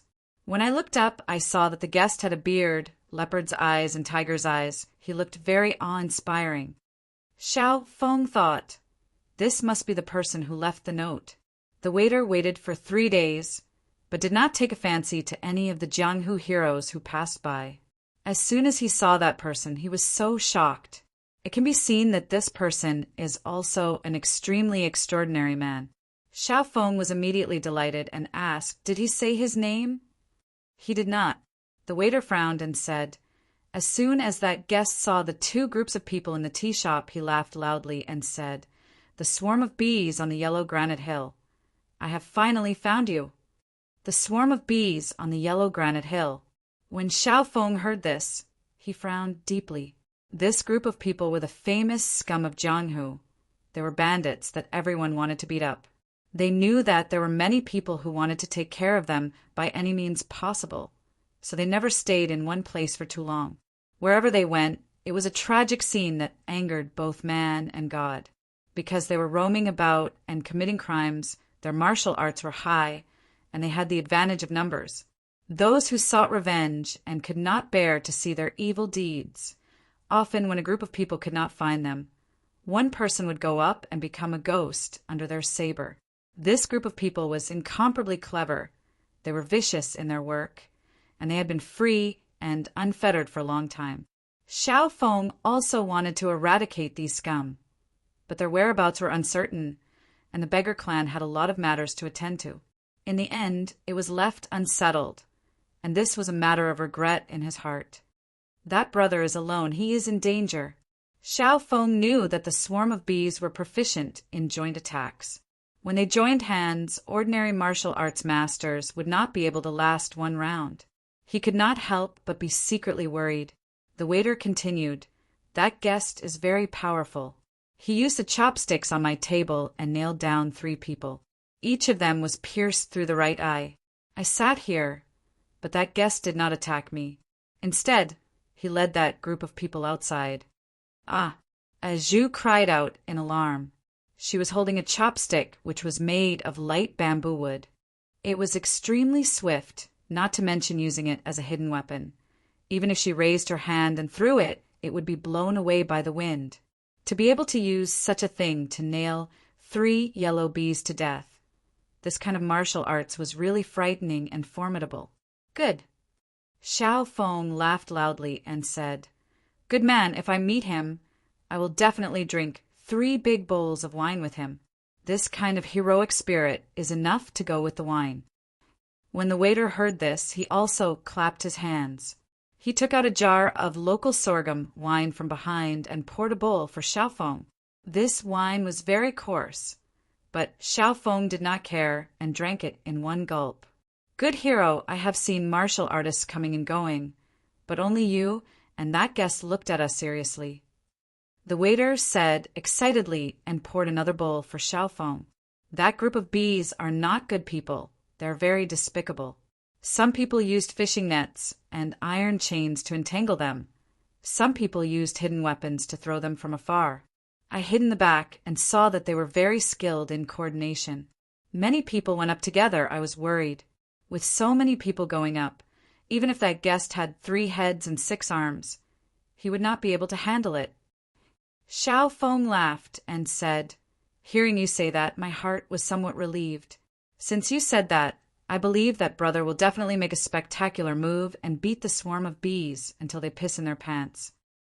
Although his words were vulgar, when the waiter heard it, it was incomparably intimate. "Isn't it piss in their pants?" The guest stretched out his hands and grabbed the fishing nets and ropes in his bosom. With all his strength, those people who were pulling the ropes flew up and blocked the hidden weapons. The waiter said excitedly, "Oh my God, with just one lift, for 5 people flew up. I'm afraid that he has the strength of 1,000 jin. Such a good man, such good martial arts. It's a pity that I have not been able to see it." Xiao Feng drank another bowl and sighed. That group of bees, the one in the lead, was an evil man with a scar on his face. When he saw me hiding in the back, he grabbed me and pushed me in front of him, saying, "That guy, if you are not worried about his life, then come up." At that time I thought, it's over, this time it's over. In my heart, I thought that I would definitely die. "Sir, when you encountered such a situation, do you think that you would care about a waiter like me?" Xiao Feng laughed heartily and said, "Since it is an innocent person, I would rather die than bring disaster to other people's lives. That's why I said that as soon as I saw you, sir, I knew that you were a hero that I have never seen in my life. The guest was the same as you. When he saw me in front of him, he did not use his palm to strike back, nor did he use his hidden weapons to counterattack. He only blocked left and right and knocked down a few people. The waiter was moved and said, 'It's a pity that those people are even more despicable than I imagined.'" Xiao Feng slammed the table and frowned, saying, "Are they using you to threaten that brother?" "That's right, that scar-faced boss hid behind me and said to that guest, 'Quickly stop, or else I will kill this person.' That guest replied, 'No, no, if I stop, I will become a ghost under your knife.' This way, that little brother may not be able to escape with his life, and you will harm even more people. I might as well kill all of you one by one. If the little brother is unlucky, I will give him a grand burial and cut my throat in front of his grave to pay for his life." Xiao Feng was so excited that he drank 3 bowls of wine and said, "If I encountered such a thing, I could only do the same.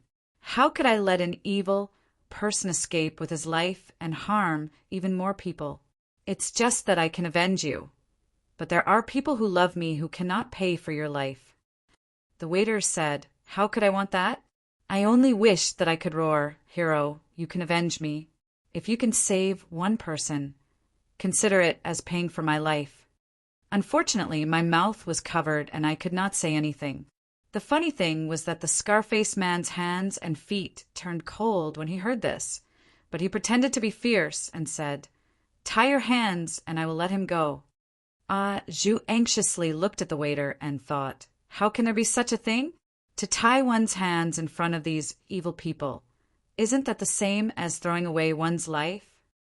Xiao Feng's expression did not change. He calmly listened. The guest saw that the evil people had the heart to fight to the death, so he simply picked up the iron chain under his feet and wrapped it around his hands 3 times. The Scarface man did not comply and wrapped it 3 more times. The Scarface man saw that he had the upper hand and went back on his word, saying, "It's not enough for you to tie your hands. You have to tie all 4 of your limbs." Xiao Feng sighed and said, "That brother must have done it because if he did not, those people would not be able to take advantage of him and would think that they have a chance of winning, so they would still want to take your life. Only when those people think that they have a chance of winning will they relax their vigilance." The waiter said, "Exactly. I saw the guest tie his whole body and was puzzled. Later on, I thought that if the guest tied his hands, the group of evil people would feel that they were no longer a threat, so they would probably kill him.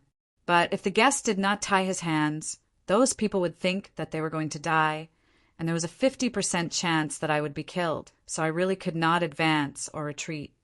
Those evil people took a thick layer of iron chain. Even an angry King Kong would not be able to struggle free. At that time I thought, those evil people are raising the stakes bit by bit, just like gambling. In the end, the guest and I unknowingly lost everything. Presumably that Scarface man also thought the same, so he let go of my neck and laughed complacently. This is a moment that I will never forget for the rest of my life." Xiao Feng and Zhu both looked at him. The red cloud on the waiter's face disappeared. He grabbed the wine jar next to him and poured it into his mouth. Xiao Feng laughed heartily and clinked his bowl with his. The 2 of them looked like friends. Xiao Feng heroically said, "Drinking wine with a good man is one of life's greatest joys." Chapter 75. The waiter beamed with joy and said excitedly, "I have a lowly status. How can I be called a hero?" "Sir, you are willing to drink with me. How delightful, delightful. Since when do heroes care about status? I was just a beggar before, and now I'm a chitin barbarian. What status do I have to look down on others?" Xiao Feng laughed and said, "Now that you know I'm a chitin, do you still want to drink with me? So what if you're a chitin? I'm willing to admire and imitate the kind of person I'm willing to follow. I've even thrown the rules to the back of my mind, let alone a mere status. Are there no good people in chitin?" the waiter said excitedly. Xiao Feng was overjoyed. The two of them drank to their heart's content. They felt that the grievances and frustrations of the past had all been thrown to the back of their minds. Those evil people are arrogant and proud, but they don't know that heroes and warriors can't be locked up and bound. With a flick of his arm, the customer broke a section of the iron chain. Holding it in his hand, he swung it and smashed those bugs and wasps into pieces. I heard a strong gust of wind sweeping past my head. That scarred face turned red and white, splashing all over my body. Delightful, delightful. Xiao Feng laughed. The guest looked at me and trembled. He brought me a pot of hot tea from the back, took off his clothes, and draped them over me. He wiped the dirt off me and said, "Little brother, I'm sorry for what happened today." I thought at that time there was nothing to be sorry about. If he was willing to apologize to me, I would be willing to die. I saw that his clothes were leaking out. It was a red flying fish robe. I've seen this before. The people on the road are all officials of the great song. Sir, have you seen such a good official? Xiao Feng sighed and said, "This must be the Martial Prohibition Hall. Their governor cleared my name and found my greatest enemy. I didn't expect the great song officials to have such a good man. The Martial Prohibition Hall has a bad reputation, but I've never heard of them offending the common people. Thinking about it today, with such a good man, the Martial Prohibition Hall must not be an evil place. To have such a good man, their governor, Chinong, must be an extraordinary person." The waiter said, "I've seen their commander-in-chief before." "Oh, what kind of person is he?" Xiao Feng asked curiously. "I didn't see him, but I heard his voice." After the guest finished tidying up, a llama came from afar. Seeing the guest's clothes, the llama launched a sneak attack. That llama's martial arts skill was very powerful. The guest's feet were not removed from the iron chains, so he was at a disadvantage. I wanted to raise my hand to splash hot tea on his face. I didn't expect that the llama would wave his sleeve and send the tea back. The tea brushed past my face and hit the wall. He said, "You are a song man. I won't lower myself to your level." He raised his hand and sent out 3 streams of saber chi, smashing the tables and chairs in my shed into pieces. When I got closer, I felt a gust of hot wind blowing on my face. "Jiu-emoji!" Aju exclaimed, "That's him. I've heard his name before." The waiter said his martial art skill is very good. His bare hands can chop the iron chains, he can chop gold and cut iron. The guest's feet are inconvenient, so he moved around and sent out saber energy from afar. In a short while, the guest was forced to block left and right. His energy was depleted. At this time, I heard a voice. On the road, the voice came from afar. I couldn't see the man's shadow. I only heard him say, "Jiu-emoji, you came here." The llama was so scared that his face turned pale. He abandoned the guest and wanted to run away. But before he could move, he was hit and fell to the ground. He was lying on the ground, unable to move. I looked over and saw a small stone embedded in his chest. If not for that llama's chest was still moving up and down, I would have thought he was dead. But no matter how I called him, he did not respond. I boldly slapped him, but he did not respond. I felt his pulse. It was very strong. This person was hit by a stone and stopped breathing. Xiao Feng suddenly realized that llama's martial arts skill is not low, but he was not this man's match and was knocked unconscious by a stone. That Chen Eng's martial arts skill, how powerful is it? I know that Jiu-emoji. Ah, Zhu said, "He is my family's Leoi's good friend. He captured Duan Gongzi and brought him to Swallow's Dock." I heard Duan Gongzi said that he single-handedly forced the eminent monks of Dali's Tianlong temple to burn their ancestral sword manual. I have seen him fight several times. Each time he easily took down his opponent. He is a very formidable man. I remember that Chinong is in Swallow Dock. Aju, you escaped from there. What kind of person is he? Xiao Feng asked. Aju frowned. His martial arts skill is very frightening.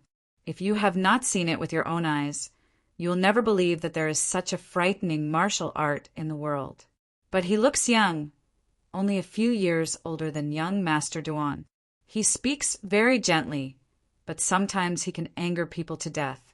When he talks to us, he is very gentle, but when it comes to young Master and the others, he is not polite at all. When Abai and I escaped, it was actually because they did not care about us. Except for a few family warriors, the maids and servants of Swallow Dock came and went as they pleased. I saw him reading several times, and he looked much more focused than young Master. I rarely saw him practice martial arts, but I often heard him play the zither. If you heard the sound of his zither, it would be hard to imagine that this kind of clear sound came from him. Thinking about it, I also don't know what kind of person he is. The waiter suddenly said, "I have never seen him," but the guest respected him very much. I saw the guest carry the llama and shout twice from afar, "Governor!"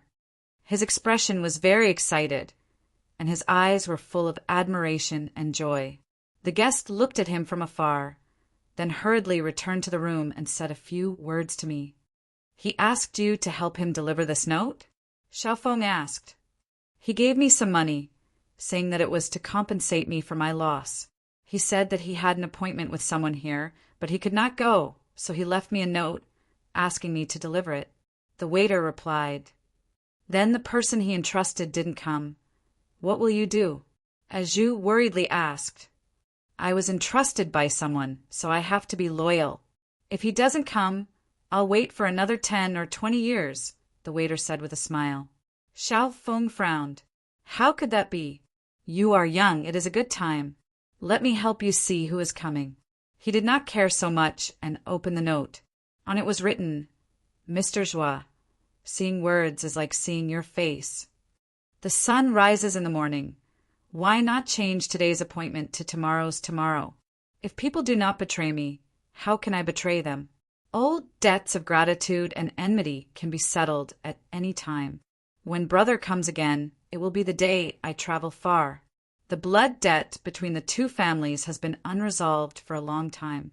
Vulture Palace has already become yesterday's flower. The main evil has been eliminated. Brother, taking out your anger on the innocent is not a gentleman's thing. Hui Jian sect. Brother will be the sect leader. Regarding the arranged battle, let it be like flowing water, not letting down my reputation.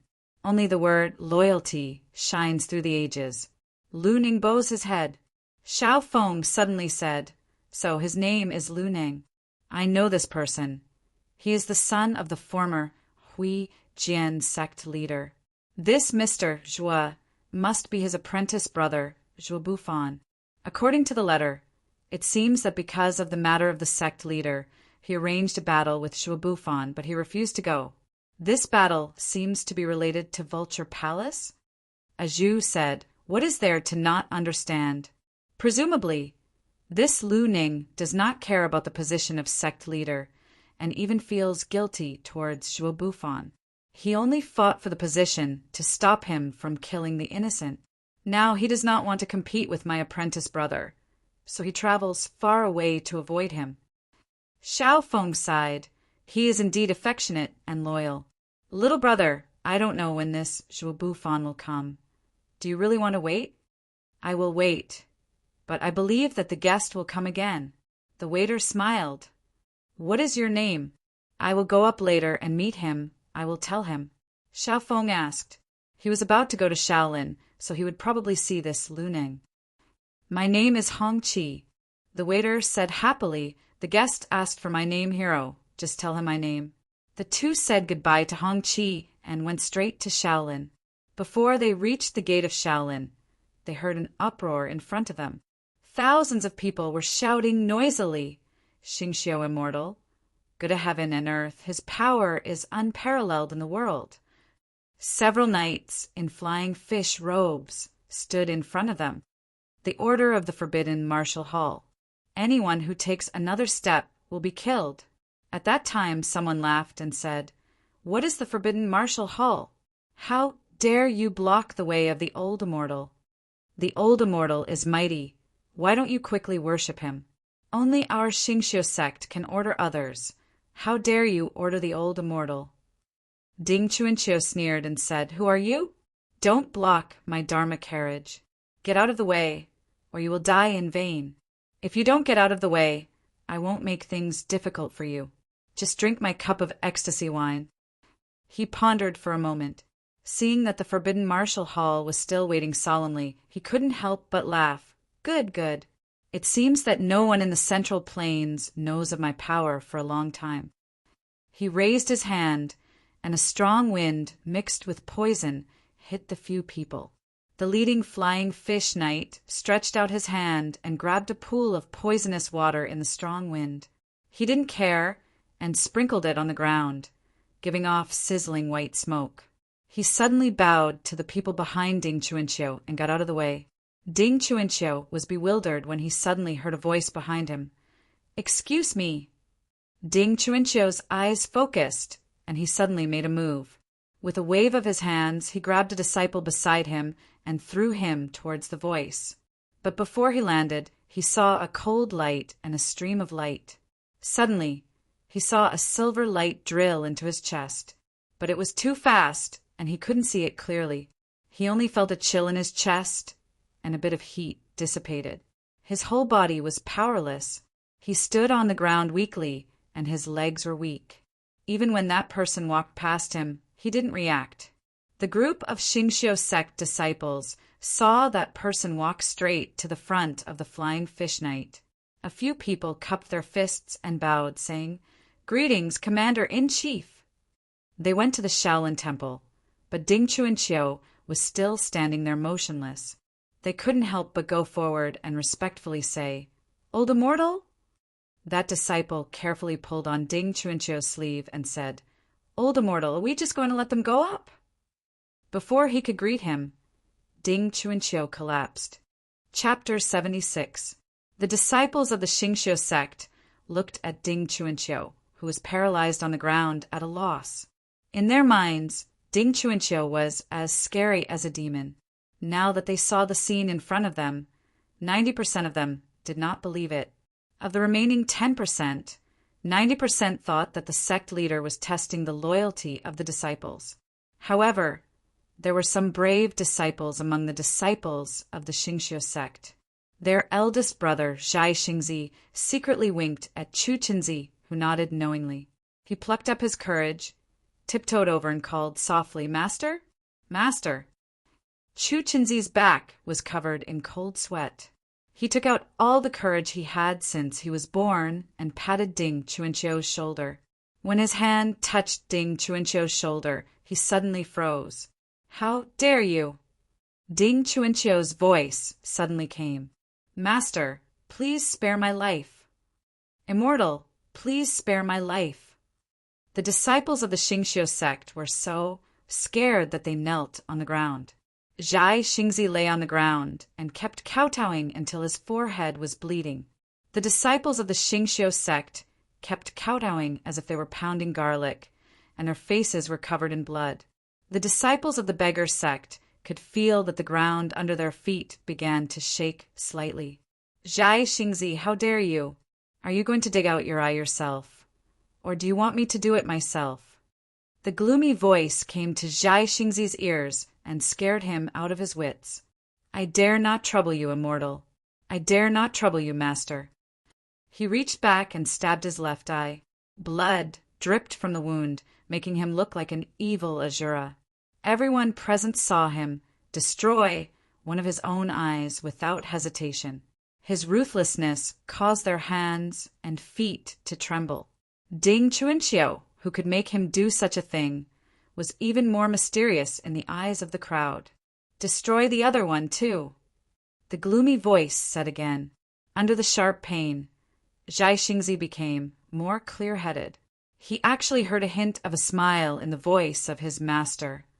He struggled out of Ding Chuanqiu's shadow and found that Ding Chuanqiu was still lying on the ground, motionless. "Hurry up and do it," that voice urged. But Zhai Xingzi suddenly jumped up and waved his hands. A poisonous wind blew down a group of disciples of the beggar gang. He reached out his hand and slashed at a strange girl in purple who was hiding in the crowd. "Ah, Z, you're courting death." Zhai Xingzi seemed to have gone mad. Enduring the sharp pain in his left eye, he used all his vicious moves to make Zi wish she was dead. Unexpectedly, for people suddenly rushed out and stood in front of Zi. Another middle-aged scholar supported Zi and said anxiously, "Zi, come back!" He pointed with his right hand, and the pure Wanyang finger broke Zhai Xingzi's poisonous palm. He pulled Zi back 4 steps and went into the crowd. Zhai, Zhai, Zhai. Zhai Xingzi stepped back. Zhai Xingzi's hand. Zhai Xingzi's Xingzi and Xing's. In Zhan Xingzi's Zhan as Zhai Zed. Zhai Xingzi was furious when he saw Chu Qinzi standing stiffly in front of Ding Chuanqiu. He waved his hand and hit Chu Qinzi's back. Unexpectedly, Chu Qinzi was sent flying 10 feet away and fell on the ground. Dark purple blood flowed out of Chu Qinzi's gray eyes, nose, mouth, and mouth. It was obvious that he had been dead for a long time. The crowd was shocked.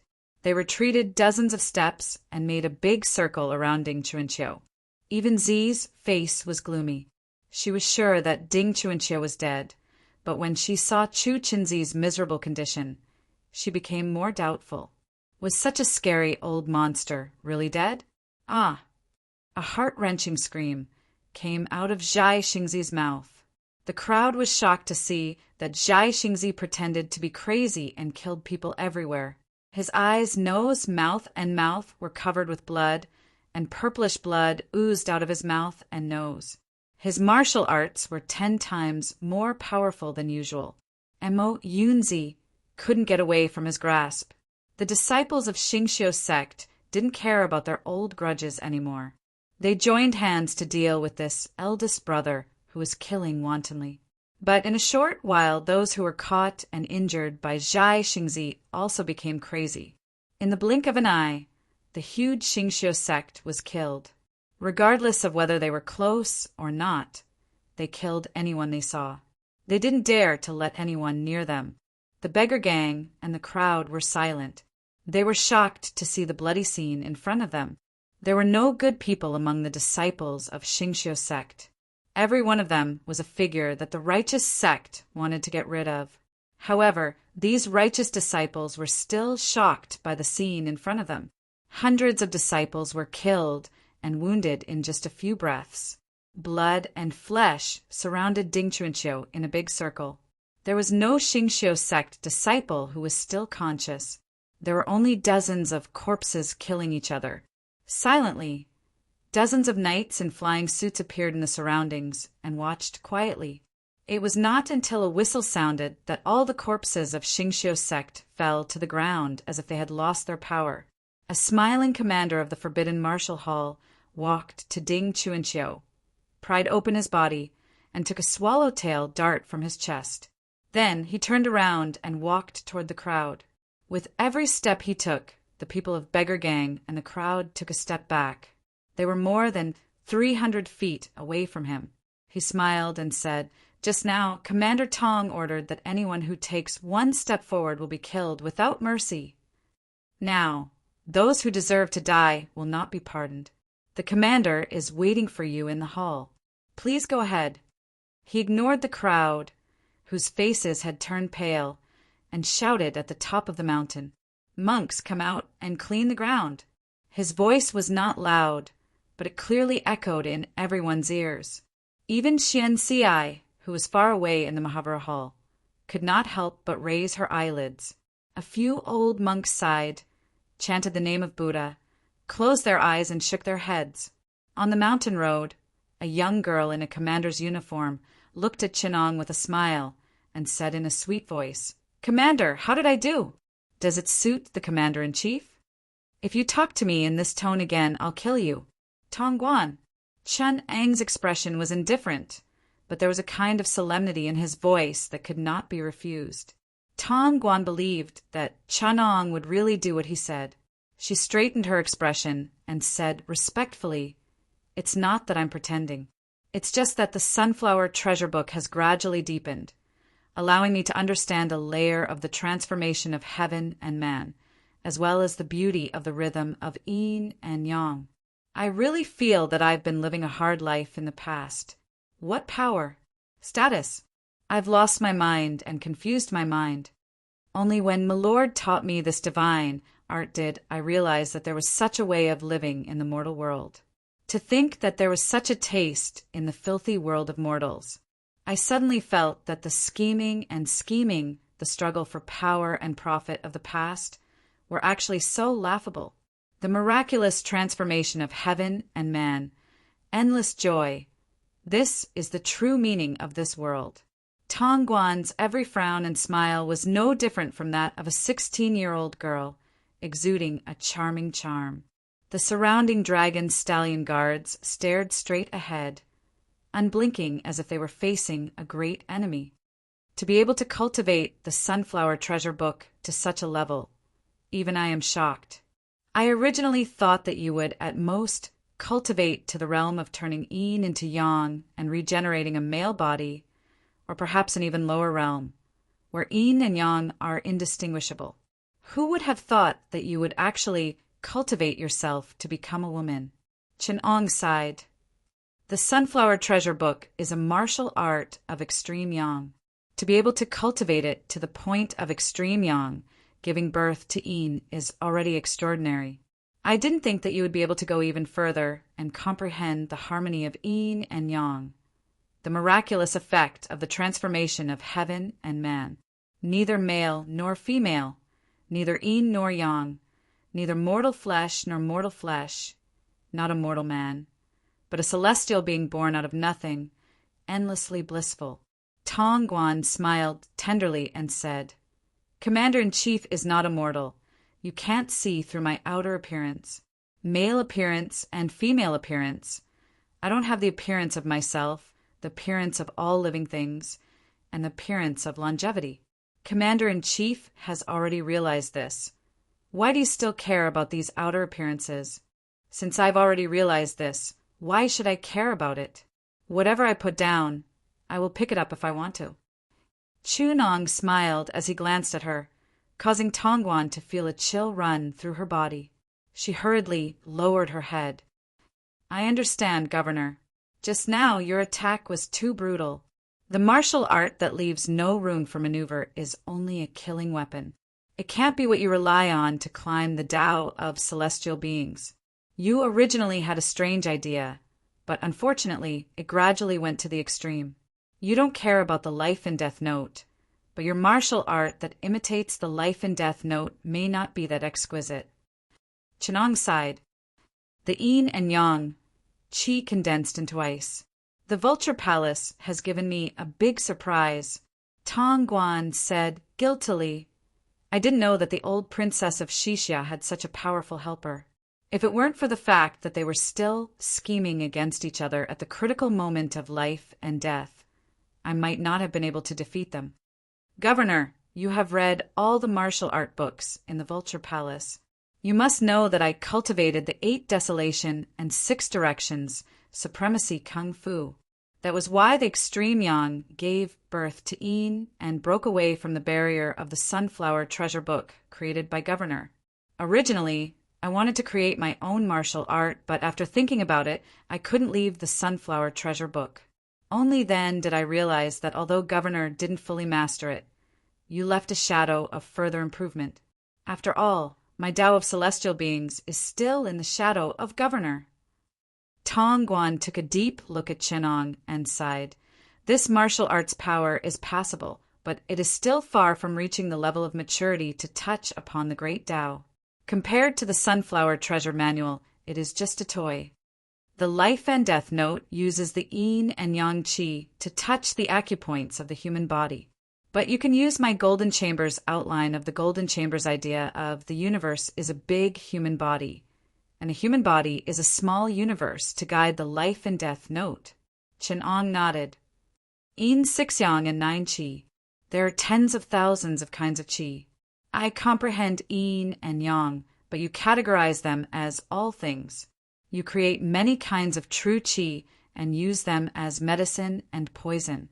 Although the qi poison was born from my disease, true qi, your understanding of it is not inferior to mine. Ding Chuanqiu is just a minor poison master. You are overestimating him by using the qi poison to kill him. Chen Ong looked at the foot of the mountain and said, all qi poison uses qi as a carrier, like maggots in the tarsal bones. It lives in the internal energy. If others sense it, the poison will be released. You use the internal energy of the Xingqiu faction as the base of the poison, so you don't have to worry about hurting others. You can spread it to 2 people, and it will be easy for you to kill the entire Xingqiu faction. Kill without mercy. Tong Guan said with a smile, if you use this martial art to study killing people, it will be such a waste. Qin Ong shook his head. Martial arts are not used to kill people. Bodhidharma didn't create a martial art that specializes in killing people, and neither did the unfettered one. If you can brew the wine of immortality with a different kind of true qi, wouldn't it be better than creating a martial art that kills millions? Poison. Tong Guan was stunned for a moment, then suddenly smiled like a peach blossom in spring. Military governor is right. I have gone astray. In this world, I can kill people without using the qi poison, but I can't. She glanced at Qin Ong and continued, even if there are millions of qi poison, it will be of no use. This is indeed a useless martial art. It's a pity that this martial art of mine is practiced by the government's secret department. Although it is still a short time and I don't plan to teach them more powerful methods, it is still a hidden danger. I don't want a whole world to be filled with madmen who practice killing martial arts and let the dignified, righteous path decline. This martial art, let's call it heavenly net deception. I will make up for its missing parts. As one of the thousands of flowers in Jianghu, competing with the others for beauty is also a good thing. Chinong said with a smile. Tong Guan waved her hand and complained, the swallowtail dart is still a bit too heavy. It would be better if it were silver needles. Heavenly net deception. Why don't we let them use silver needles as weapons? In a small space, life and death can be decided in an instant. It should be very suitable. Chapter 77. Buddha pinches flowers, Kasapa smiles. With the heart as the seal, it is not taught outside the sect. Shaolin was a place where martial arts were the most flourishing in the world. Its rules were extremely strict, which made people forget its other famous identity, the Zen sect, the ancestral court of the Han dynasty. Chun Ong stood in front of the Shaolin steel forest, observing these simple stone tablets. Behind him, a large group of martial arts people gathered outside the mountain gate. The skunda in the gate was held high, and the steel forest was full of famous calligraphers of the past generations. Many of them were carved by the eminent monks of the Zen sect. It was really a wonderful place. Unfortunately, these martial arts people did not have the same interest as Chinong. They had no interest in these simple characters. Instead, they widened their eyes and looked at the empty space behind the mountain gate. Of course, if Chun Ong told them that these inconspicuous stone tablets hid many traces of the martial arts left by the Zen sect, then it would be different. Without enough wisdom, even if there were peerless martial arts in front of them, what could they do? As before, he was completely blind and illiterate. Anyone who had been in Jianghu for a few days would have heard of Shaolin. Even if they were not martial arts people, as long as they had some knowledge, they should know about Shaolin. It was not only a sect in Jianghu, but also the ancestral court of the Zen sect. Abbot Xianxi was known as the tiger-taming Arhat in the early years. But no matter how famous he was, people would only remember his identity, the abbot of Shaolin. Abbot Xianxi was respected for his strong martial arts, but Shaolin's Buddhism declined, leaving only the name of Shaolin. If Abbot Xianxi's martial arts were not good, Shaolin would not have the face to call itself the Holy Land of Martial Arts. 1,000-year-old temple rose and fell like this. Fortunately, this time, Shaolin did not have to bear such great pressure, because their opponent was recognized as the most terrifying and powerful master in Jianghu for 100 years. It was a terrible force that had never existed in Jianghu. Western Xia's Class 1 Hall, Heaven Mountain's Spirit Vulture Palace, Jiangnan's Thunderbolt Hall, Sichuan's Tang Sect, the Wen Clan, and countless other famous sects of various sizes that could compare to Shaolin Temple were reduced to ashes before this powerful, crushing force. The 3 words Martial Prohibition Hall were like Mount Tai and the North Sea, pressing heavily on the hearts of everyone present. Behind this unconventional monster in the martial arts world stood an even more suffocating behemoth. The thing that they used to laugh at made everyone feel a deep pressure today. Someone sighed. The imperial court. The heroes of Wulin present, like commoners in the marketplace, sighed helplessly, lamenting the shadow and horror of this behemoth. It was not only because of the Central's awe-inspiring reputation for 1,000 years, but also because of the demon-like shadow behind it, who is now standing in front of the steel forest and looking at the calligraphy with great interest. Although there were 500 Shaolin monks behind Xian Xi, facing Chenong, he still felt his scalp tingle. Before he could say anything, Chenong had already turned around and looked at the heroes of Wulin present. Almsgiver Chin, regarding the enmity between me and Murong family, I have already invited a few legendary figures to prove that Murong family's actions had nothing to do with Shaolin. We really did not know about the restoration of Xianbei, Xian Xi said in a deep voice. He stood up and let the few legendary figures come up. It was still Zhao Qian's son, Zhiguang, and the others. Master Zhiguang looked at Chenong and said, Almsgiver Chen, we meet again. Master Zhiguang, how have you been?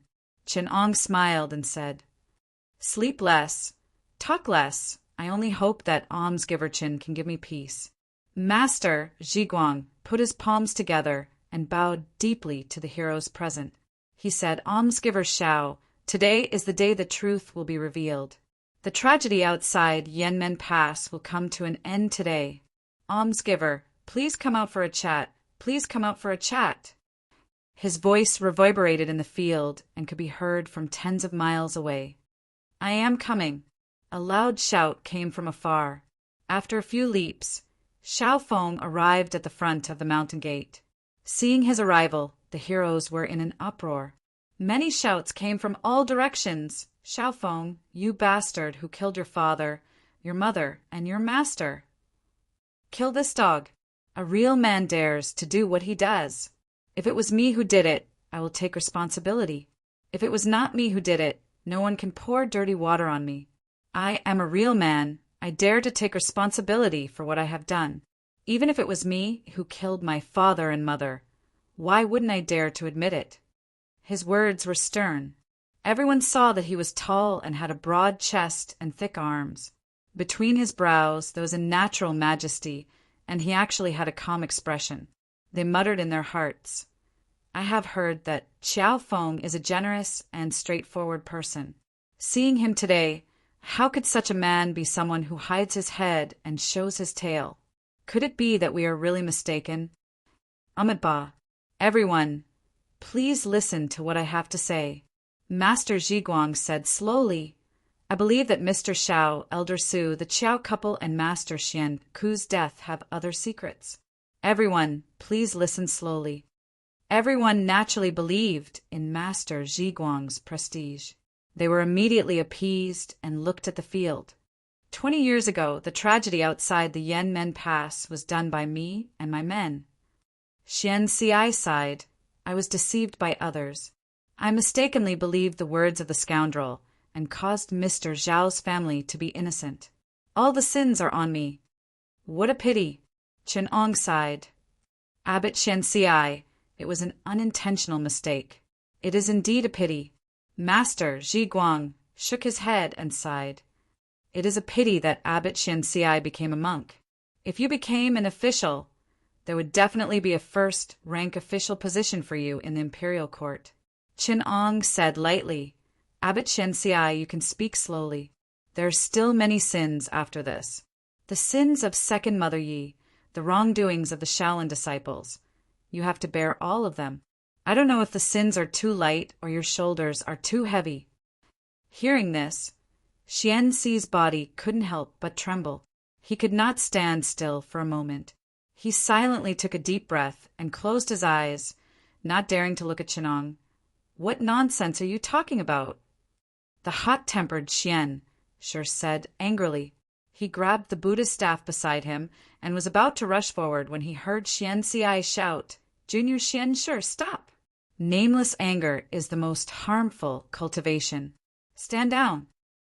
Xianxi sighed. "Mr. Chen is right. I am guilty, and it is a sin that cannot be washed clean even with all the water in the 4 seas. It is a sin that cannot be washed clean even with all the iron in the 9 continents. A great sin." Chun Ong said, "Slowly, the Buddhist precepts are divided into basic precepts and Mahayana precepts. However, killing is the first precept and lust is the second or third precept. We Shaolin monks exterminate evil and protect the Tao. We uphold justice and eliminate evil. Even if we violated the precept of killing and fell into a vici, it was out of kindness and good deeds. If you use this to slander Abbot Xianshi, you will only become a laughing stock." Xianshi glared angrily and said, sarcastically, "Even if Abbot Xianshi committed the sin of killing, it is not your turn to speak." His words were magnanimous. Shaolin monks sacrificed many lives to exterminate evil and protect the Tao. Even though it was a pity to kill innocent people, the heroes present at the scene did not dare to say that they had never killed an innocent person. Master Xianxi believed in evil and killed innocent people. Even though it was a pity, it was not an unforgivable sin. They all supported Xianshi. Master Zhiguang also said, "Even though Abbot Xianxi is wrong, Mister, you have gone too far. Abbot Xianshi has repented long ago. I only wish to resolve this ill-fated relationship with him. Benefactor Shao, this old monk's life is yours to take. With the heroes present as witnesses, they will definitely not blame you. I only hope that my life will be able to avenge your parents' blood feud. Blood for blood, blood for blood. Heroes, it is only right and proper for Mr. Shao to avenge his parents. Even if we die, we will not have any complaints." Zen Master Zhiguang took a step forward and bared his bony chest. He said, "We have committed a grave sin by killing a good person by mistake. If everyone were to seek revenge for us, I will not be able to rest in peace even in the netherworld. Karma is retribution. Mr. Qian is right, I was wrong. Mr. Shao, I have let you down." Zhao Qian's son also sighed.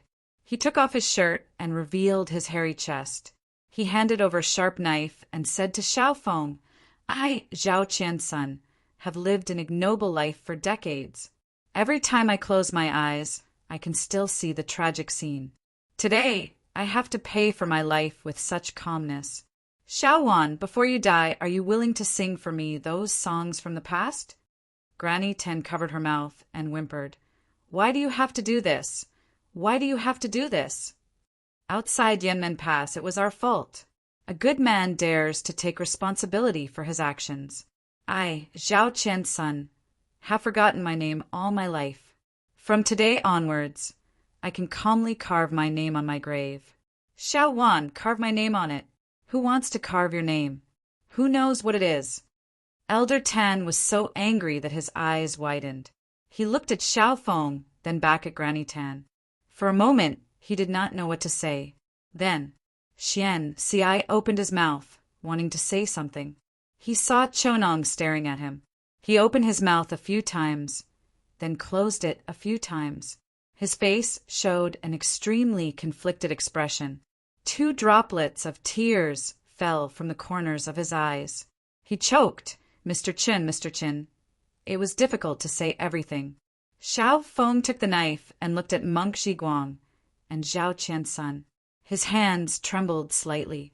He asked, "Decades ago, you killed my parents. Today, as their son, I, Xiao, will avenge them. Should I? Avenging one's father is right and proper. Mr. Qin should.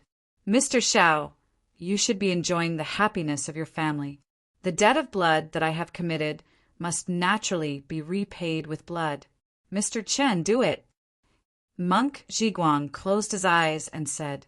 Xiao Feng raised the knife and stabbed it down angrily. Everyone present cried out in surprise. Among them, only a woman's voice was the clearest. When everyone came back to their senses, they saw Monk Zhiguang's shocked expression. Only then did they see that the knife was buried in the ground in front of him. Only the handle was left outside. There were so many people here that the ground was harder than the bluestone. But now the knife was buried in the ground. This palm strength could be said to be unparalleled.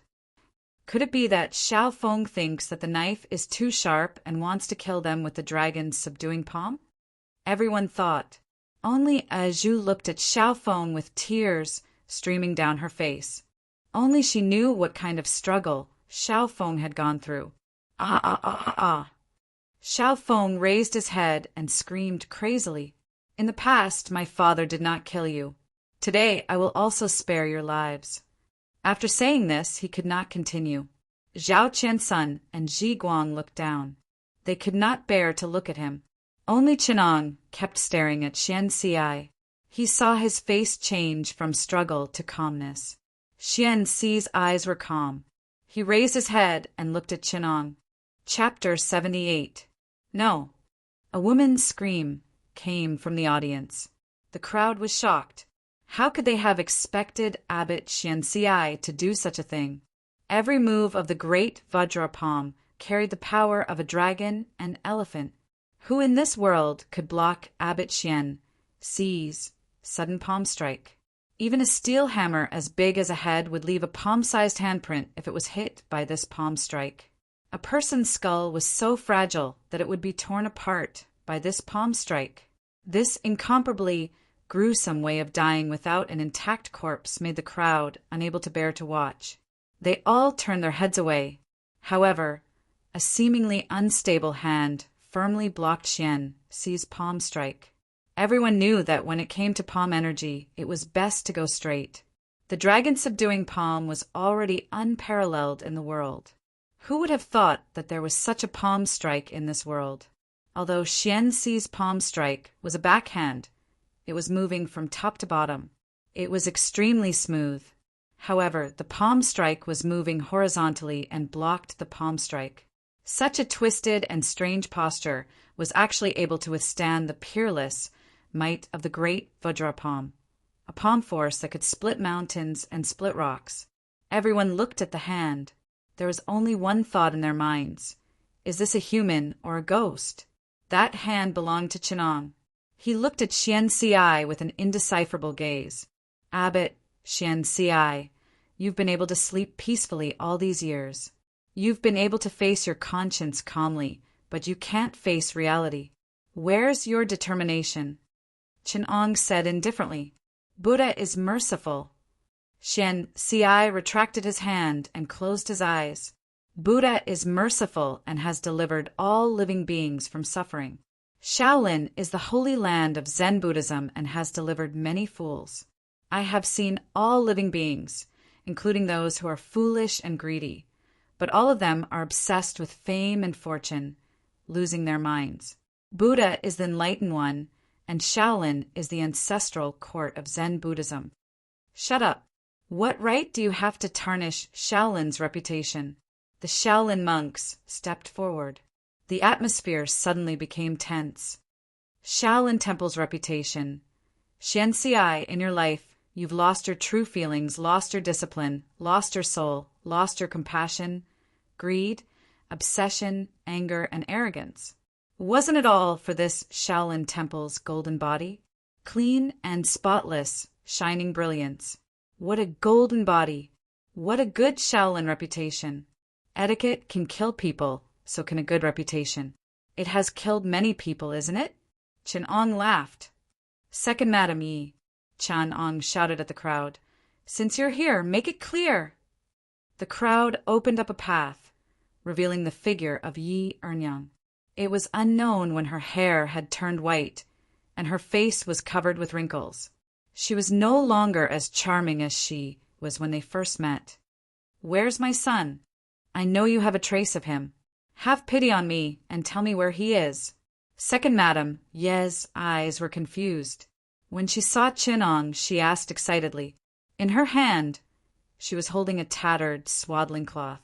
When Chinong saw the swaddling cloth, he understood. It seemed that Xiao Yuanshan had also taken action. But now that he was here, there was no need for him to personally take action. If I pity you, then who will pity those innocent children? Who will pity those parents who have lost their own flesh and blood? Do you want me to say Amit Ba, close my eyes and pretend that those innocent souls don't exist? Chinong asked with a smile. Among the heroes, there were not many who had enmity with Second Madame Yi. However, there were many who could not bear to watch her evil deeds. The mysterious corpse with a fiery temper had long been unable to restrain his anger. Because of Chen Ang's identity, he did not dare to directly attack. Why are you colluding with Second Madame Yi? Is Shaolin a place where a sinful person like her can come? The mysterious corpse shouted and suddenly pounced towards Second Madame Yi. His staff technique was refined. A long staff made of fine steel stirred up gusts of wind as it whizzed towards Second Madame Ye's head. Among the heroes, there were already people secretly cheering. The exorcism staff technique is indeed powerful. They originally thought that Second Madame Ye's martial arts were powerful and not below that of Xianshi. They would definitely fight for dozens of moves. At that time, everyone would swarm up and kill that demoness. Unexpectedly, ever since Second Madame Yi appeared, she was in a daze. No one knew what she was thinking. Even when she saw the long staff coming towards her head, she did not react. Seeing that she was about to die under the staff, Xianxi's face revealed a sorrowful expression. His hands trembled violently and tears flowed down his face. He raised the Vajra palm several times and put it down several times. In just a short moment, he actually repeated it 3 times. With one hand holding the Xianshi Buddha staff, Chinong sighed and said, Second Madame Yi, do you want to die? Ever since my child went missing, I have lost the meaning of living. All these years, I have been living in a daze. I just want to see him and ask him, all these years, how is he? Second Madame Yi said woodenly, every time I see those people, their children are so cute. I also have such a cute child. As she spoke, her eyes turned red. You know where he is, don't you? Please tell me. You came here today. You should know that no one in this courtyard will allow you to walk out of the Shaolin Temple alive. Even if it is me, I will eliminate you, the world's second most heinous villain, and also the world's first most heinous villain. Chinong said coldly, If you want to make your move, I, Duan, will take it. Duan Yanqing smiled coldly. Do you think you are the world's first most heinous villain? Ridiculous! You, Duan Yanqing, have killed countless people. Your hands are stained with blood. But when it comes to evil deeds, can you even compare to Second Madame Yi? In any case, the people you killed were martial artists, but she killed innocent children. Your evil deeds, compared to her, are simply Bodhisattva's heart. Chun-Ong sneered without any trace of politeness.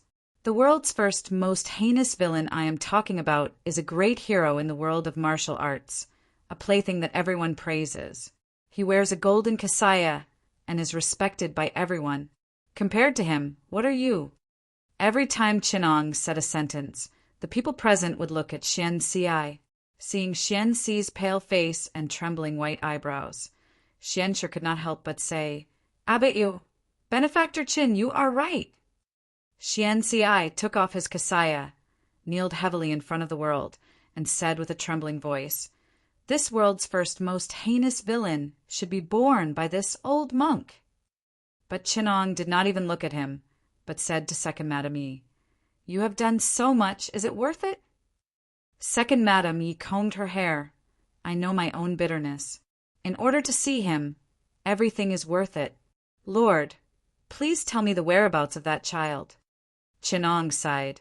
Although you are hateful, that child is innocent. If I tell you, I am afraid that there will be no place for him in the world. Come closer to me. Second madam, you moved closer to Chenong and listened to his words. Her face revealed a pleasantly surprised expression, and she excitedly looked towards the Shaolin temple. When she saw an ugly little monk, she excitedly turned her head, not daring to look at him again. Thank you, thank you. Second madam, you burst into tears. When she saw that little monk, although she did not know what his name was, his eyebrows and eyes were extremely similar to when he was a child. He was extraordinarily ugly. She was somewhat at a loss and did not know what to do. She could only look back at Xian Ci, as if she wanted to get some comfort from him. At this moment, she had never looked forward to a family reunion so much. Your wish has been fulfilled. I can also rest assured and let you go on your way. Chenong said lightly, Almsgiver Chen, please wait. All the sins are caused by me. Let me bear her sins. Xian Ci could not help but say, You can't bear it. Chenong replied coldly, Xian Ci, you can't bear the responsibility for all this. Decades ago at Yanmen Pass, you couldn't bear the responsibility for it, causing Yi Ernyang to lose her son. You couldn't bear the responsibility for the crime of adultery, causing Yi Ernyang's hands to be stained with blood. You still can't bear the responsibility for the death of countless innocent children. Today, you have lost your reputation. Look back, what have you borne? You are not as good as a person, let alone a monk. You have been fighting for the reputation of Shaolin all your life, but in the end, you still can't bear the reputation of Shaolin. Chenong sighed. You are really a man without any responsibility. Is a monk also a man? All the foolishness is my sin, and it has nothing to do with Shaolin. Xian Ci said with difficulty.